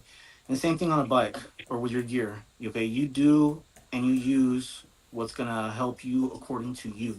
Okay. Nobody's going to care about you more than you at the end of the day. So who cares about what anybody else thinks? Okay. I think it is better to wear a helmet at the end of the day, no matter if you're just going down the road or going for thousands of miles. At the end of the day, I think it's better for you. However, that's still my opinion. Okay. Like I said, our goal whenever I met her and I'm seeing all this stuff, we had our interview and everything, she ended up being a really great person. And I just can't get behind people talking like that to other people, especially if you don't know somebody. It's like somebody lying to you for the first time and you don't know them and you have no reason to lie to me. I don't know you. There's no ulterior motive. You're like, what are you going to gain out of that? At the end of the day, they're just wasting breath. And I think Autumn is an amazing person. She came to me with an idea, and we were able to refine it and develop what we got right now. And now we're on this podcast. So I think it's all pretty cool and everything. As far as protection goes, guys, it's a serious thing. I think we have a guy in here that asked, is it Tony Enrique, Tony Enriquez. He's 4630? He was one of asking my what guys. were the He's best boots. 405 Street Devils. Yeah, he was asking what were the best boots to ride. Me personally, I usually wear work boots. You know what I mean? I'm not one of those guys that gets full suited up in leathers and chaps and all of that. But as far as your hands and your jacket and maybe jeans, Autumn was wearing Ariats and she came out fine. Her whole bottom half was completely fine. She had boots on. You had boots on, right? Yeah, I had the mock boots. They look kind of like the Brunt styles. I had the mock steel toes. I had those on, and they're pretty messed up, but they're still wearable. Still covered in blood. I think I've actually still got blood on my vest. I didn't clean it off. It's kind of disturbing now that I think about it. Really, It's a I don't know memory. if it's It's a laziness memento. or like a badge of honor. Yeah, it's a I got memento. stabbed one time. I had a belt for like 15 years that had blood on it. The whole time I wore it. You know, It's like it's like badge you of said, it's a honor. momentum. Yeah. So my Oh, my, Um, uh, my boots I hate when I had the wreck on. So I wear Indy Ridges, and I got Indy Ridge into Indy Ridge by accident. I did a review on some gloves, and the gloves were freaking awesome. And the owner of the company said, "Hey, I got some boots. You want to do a review on these boots?" And I said, "I'll do a review, but I'm going to give you an honest review." I ended up loving the boots, and so I do UGC content, and I really piss a lot of these companies off because they send me stuff, and if it's crap, I'll say, "This is crap. I'm not doing a review on this. I'm not doing a good video on this." The best, I actually did one for Viking when I did their bags and their turn signal relocator. When I installed it on the video, I said, "This is the stupidest thing. There's no instructions. It doesn't tell me how to do it. I had to go buy new bolts for this." Viking came back and said, "We want to use your video. We want to put it on as a how-to," and they used it as a how-to video. And they wrote me and said, "This is, we're having problems because there's not a how-to, and so nobody wants to do this because they want instructions." And we're like, "We can give you instructions, but that's not really a how-to." And they use my video as the how. So if you go on there and buy this turn signal relocation kit and the license plate relocation, that's my video.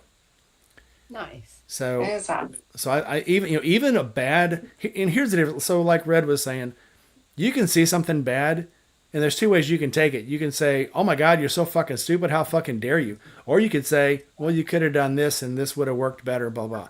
There's a whole lot of ways you can critique someone, and if you're an asshole about it, they're not going to learn from your critique. If you're honestly helpful with it, they might learn from it. And that's still not 100%, but they're going to be more open to your critique if you do. Having said that, I had a wreck in the Indy Ridge boots, and the Indy Ridge boots have a transverse sole in them. The entire bike drug me down the road probably 20 feet, and my foot was unharmed because it has a transverse plate in the bottom of the boot. Now this is a 980-pound motorcycle dragging me down not a highway but down a back asphalt road. So I am a full believer in Indy Ridge boots. The outer shell of the boot was torn apart, and rightfully so. But I am a pure believer in Indy Ridge boots. And I don't say that just because I know the guy that owns the company and that we're friends. I say that because I've worn the boots. I wear them to work. I wear them walking around at work. I wear them on the motorcycle. When I go to meets, I walk around all over these fairgrounds and stuff in these boots, and they work. Again, and like Red was saying, they might not be for everybody. I've seen people wear these boots and hated them. Okay, cool. If they work for you, cool. If they don't work for you, there's something else out there. But they just came out with a perforated boot for summer, and I absolutely love them. So, and I say just, it's been about a year. So everything that people hate about regular leather boots, the perforated boots, they actually pump air into your foot as you're walking. So much better. 100% better. So there's Hey my guys, answer I to gotta that. run. I'm sorry, I have to go. It was really nice to meet you guys. That's fine. We've been Um, pushing it I for 2 did hours. wanna, I did wanna touch on what you guys said about constructive criticism. Think about how your words impact other people and how it leaves them after you've had that conversation. Do they think better of you or worse of themselves? And, do they take anything away from that? I think the other part of it is a lot of people really need to be punched in the mouth when they were a lot younger and learn from that lesson. But, I'm Agreed. not going to go to jail for, their ignorance or anything. But I do think that that's very accurate is, people, we got a lot of armchair quarterbacks and keyboard warriors, and that passive aggressive bullshit is it's thick sometimes, and it's thick for everybody, but I think especially being a woman writer, like, well, where the fuck was your husband? He better be at home where I left him. But I mean, just a lot of stuff, well, I mean, why didn't you just not hit the deer? I mean, stuff, they just make these comments, and it's like, I mean, I'm feeling bad, I'm at a low point, I've wrecked my bike, I've wrecked my confidence, I've wrecked my self. I mean, it took me, I'm still recovering. It takes a long time, and so I applaud you guys for taking that, running with it, and doing something better. I'd love to collaborate with you on um, something that I think would go really well with what you're doing later on. So I'd love to partner with you later on if that's okay, and hopefully That'd see be you at awesome. Sturgis. Hell yeah. Oh yeah, Yes. absolutely. Go forth, do good things. We will. All right, biker girl. Thank you. Let me know when you're settled in. I'll come up and have some hot dogs with you. Heckin' yeah, I'll bring sounds the good. Thank you. I'll bring the Ricky. whiskey. All right. See you, girl. And the rain. And I'll bring the rain. Bye, guys. Yep. Yep. Yep. Just, some people you can't. Back to constructive criticism. I'll see stuff, and I'm bad about this. There's things I look at and I go, I'm not even going to comment to that because it'll piss me off. But if I think I can actually give somebody a shred of mentality, I'll try that. And sometimes they come back with, yeah, maybe you're right. I was just pissed off or whatever. And sometimes they come back with, fuck you too. And I'm like, okay, well, I did what I could. And now I'm just going to leave this. I'm going to block this person and we won't deal with it again. I've had the stupidest, comment sometimes. When I see the comments like she was talking about, well, why didn't you just not hit the deer? Well, you're so fucking stupid. You're a girl on a bike. When I see comments like that, I go, this is a person who probably doesn't even ride. Might be a weekend rider, might be a summer rider. This is the guy that has a 10-year-old bike in his garage that has 1,000 miles on it. And as soon as I put it that way, the pressure of what that dude said goes right out the fucking window. It means nothing. There's no merit behind it. And if somebody comes back and says, well, have you tried this? Then, okay, well, maybe I could have done that, or maybe I'll do that next time. Again, the approach is 100% of how receptive somebody's going to be to your critique. Right. And Yeah, Because I do Sorry. stupid shit too. I mean, shit happens. I'm going to do stupid shit, and I could learn some from critique. But if somebody tells me I'm a fucking stupid dumbass, well, I'm not going to learn anything from that critique. right. Go ahead, Red. And that's kind of one of the things that I've pointed out on some of my posts. While some of these guys might have had like legitimately good like advice to give me, if you're just calling me a dumbass, like I'm really not even gonna pay attention to your comment. No. Oh, you grabbed a fistful of brake, you should learn how to ride, or maybe you should stay home. Well, maybe you should just eat. Never mind. I don't. I try to kill them with kindness, but I also, try to put myself on the outside of it. Like, do they have a point here? Like, is the advice that they're giving, even though it's underhanded, is it actually legitimate advice? And some of the comments, yeah, some of them have had decent advice about, maybe you should try this instead of being a dumbass and doing this. Those ones I can still take, and I try to, like I said, I try to take into account all of the comments when it comes down to mechanics of the accident. There was a guy I used to watch, and I used to love the guy. And the more I watched him, I learned this guy's putting out really bad information. And I'm not going to say his name, but this dude got to the point where when he was a small channel, he put out great information. He was a fireman, he was a paramedic, he's a rider, he became a rider coach, he put out really good information. When he got big, all of a sudden all the information he would put out was, oh yeah, you could tell in this corner they were using too much back brake. Oh, in this corner they were using too much back brake. Yeah, you could tell they too much back brake. And I'm like, how this dude get on the too much back brake? Every wreck is a too much bad brake. And I think he just got so popular he didn't know where to lead himself and just started just saying the dumbest shit just to have something to say. Right. And that's why I hate some of these wreck videos that people want to comment on. Now I've had a guy. This dude was called, what was this called? Six Point Rider. He's a Vietnamese guy, and he called me and said, or he texted me and said, "Can I use some of your videos?" And I'm like, "Yeah, use whatever you want." And all that dude does is post videos. He doesn't comment on them. He does not. He doesn't do an after action commentary. He said, "This is a person that was riding this and they hit this car," and it shows it. Now I really hate those kind of videos, but I respect the point that the dude just shows the video. He doesn't try to be smarter than whoever was riding. He just shows the video. And I think you can look at a video sometimes and just know what's wrong. Nobody has to tell you. And we can all learn from that, I think. I think so. I Now I think want so. to add And to that. that ultimately was the reason that I posted mine. I want people to learn from it, learn from my mistakes. Now I want to kind of add to that. So you got a plethora of do-it-yourself kind of people, right? They're not 100% professional at doing what they're about to do. So they'll jump online and they'll look for information, etc., on how to do whatever it is that they're going to do. So, guys, I want you to know the internet is diluted. Okay, I'm a mechanic, and whenever it comes down to looking for information, it's not as easy as just, hey, you know what? This is the problem. This is what it says it is. Let's rock and roll. You have to sift through it. And the reason I'm able to get through all of that is because I know more or less what I'm looking at. And it goes for everything, not just that. Whether it's, like you said, rideability, gear, whatever. You're not going to know unless you've actually had some experience or you have people around you that are not biased and they're pragmatic, looking at the big picture, you know what I mean? That are able to give you the correct information, help you, and guide you into the right spot. So, as far as like comments and stuff like that, you might be a seasoned rider, you might be somebody that's new. At the end of the day, it doesn't matter, you know.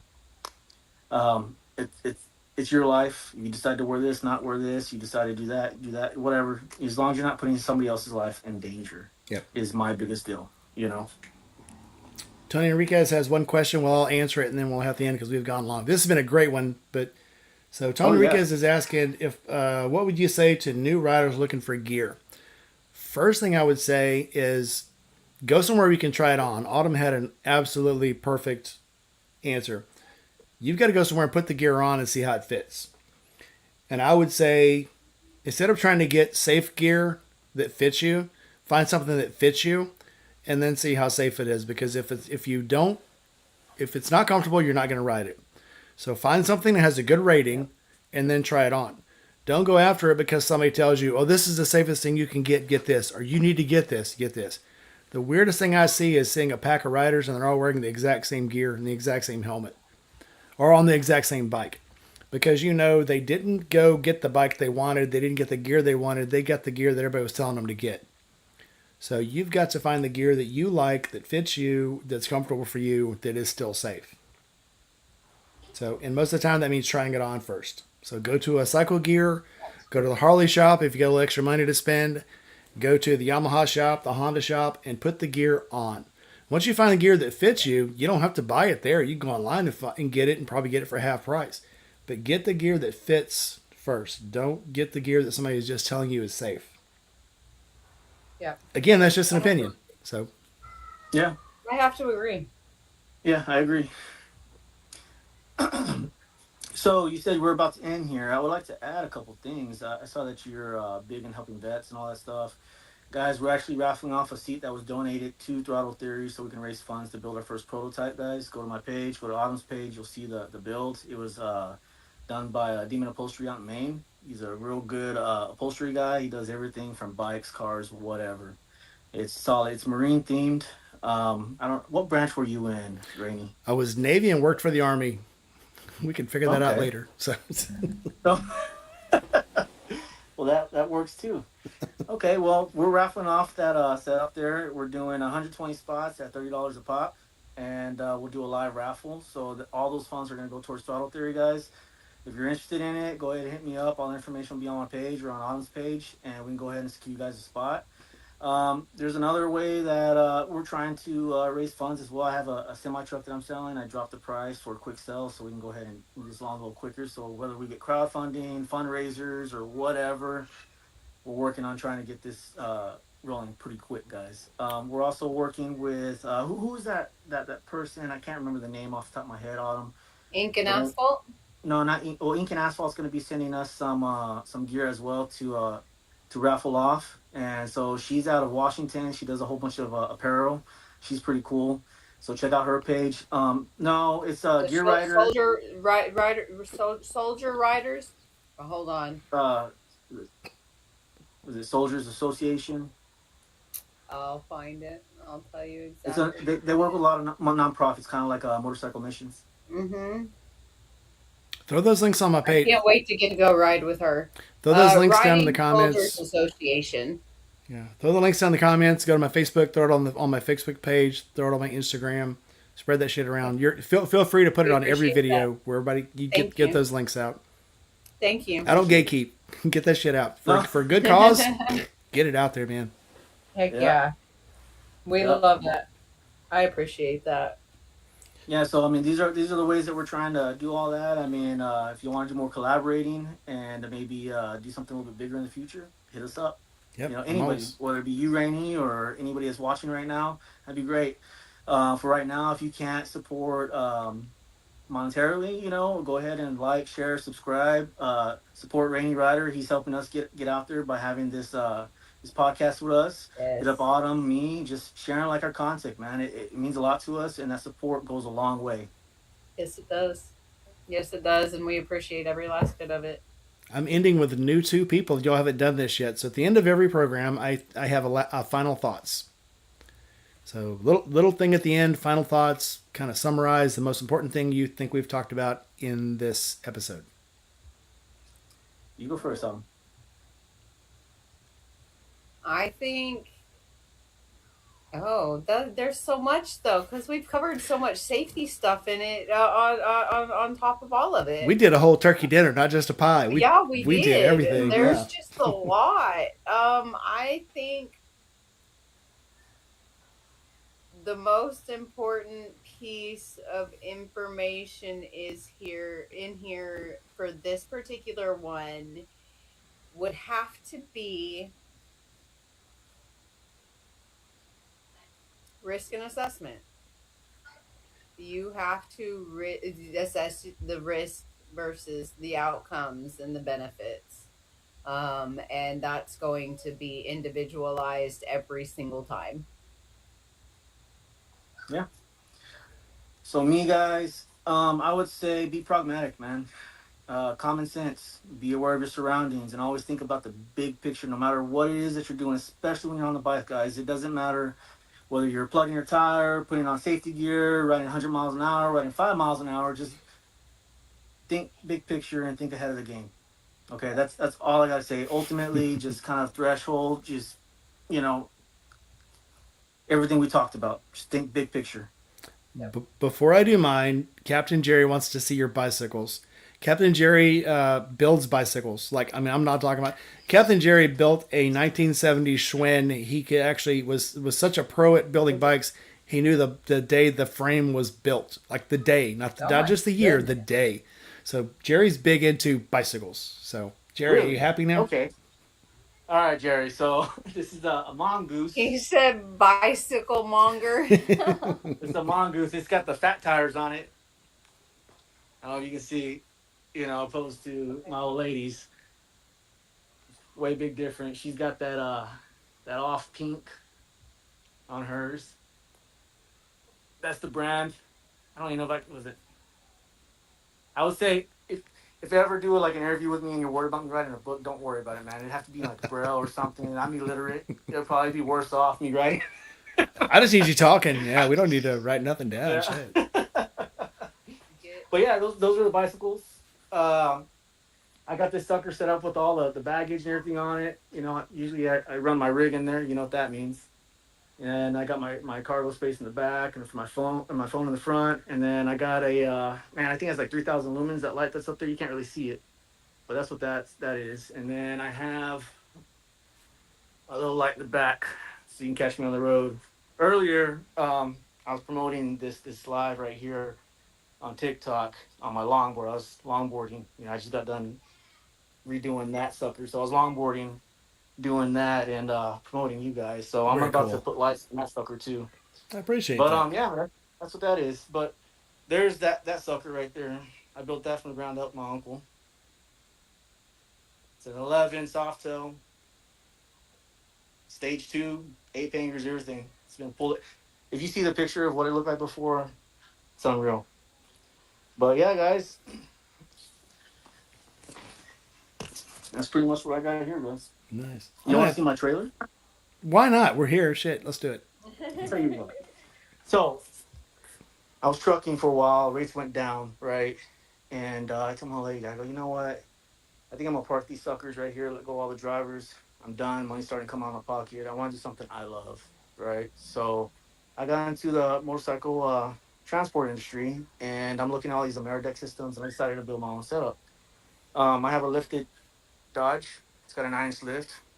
So the Ameridex setup was just a little bit, I guess my height was a little bit taller, and so I have to do some customization, which would have been fine. But then I was like, well, I wanted to keep the utility of toolbox, right? So I put a shell on there, and then I built this trailer right here. Let me see if I can turn around the camera.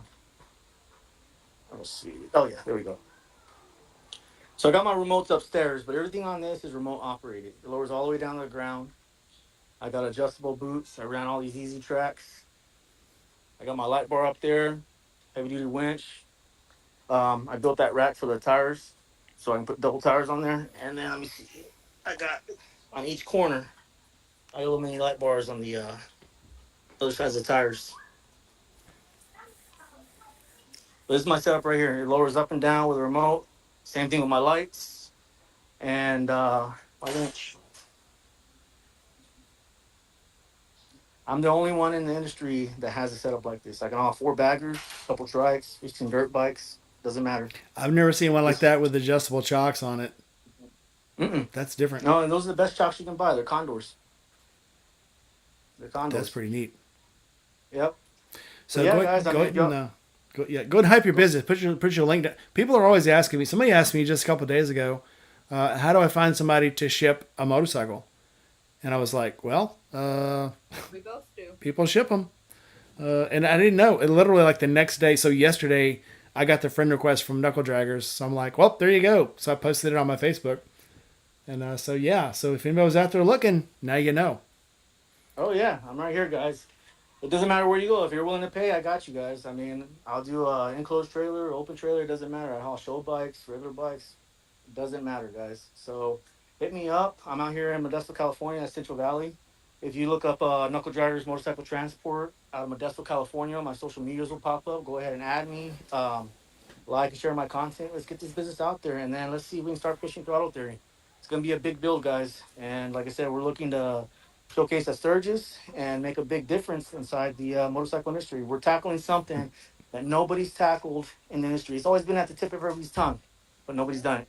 This is one of those ideas, guys. So help us get this sorted out, man. Y'all are gonna be a part of helping us build something big.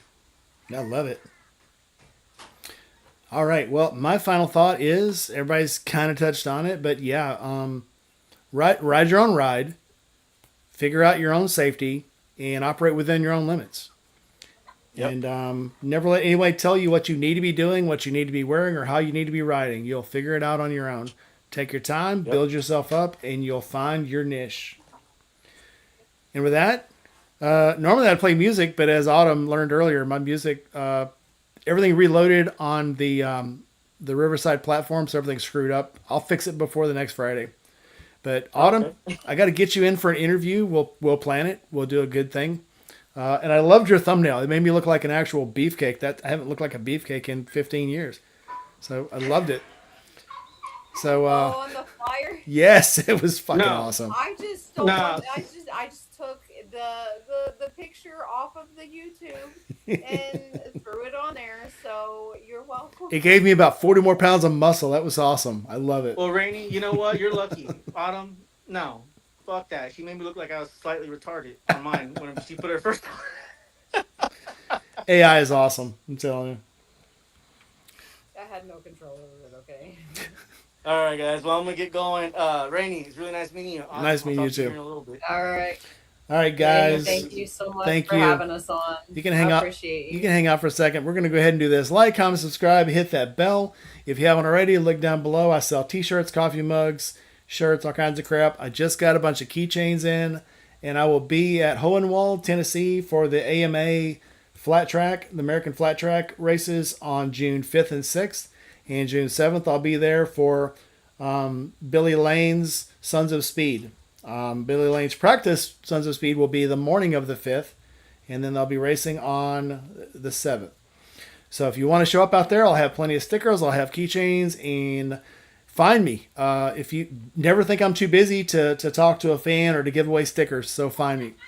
So like, comment, subscribe, hit that bell. Head up. Red just put his link up there, and Autumn Rose. Everybody, I think, has already seen her. If you haven't, look her up. She's in. She's got her link down in my my comments. That's it for now. I will see you guys tomorrow. I'm going out to an adoption thing at the local Harley dealership. I'll probably come home with a cat. Don't tell my wife. And I'll see you guys next Monday for the next cyclic video, and I'll see you Friday on the next live. Later, people. Hey, Go ahead. if you catch Billy Lane, I want an autograph, man. That dude is so hard to catch. He's like catching. Okay. He's like herding cats. But if I can find something, I'll get a shirt. All right, that works for me.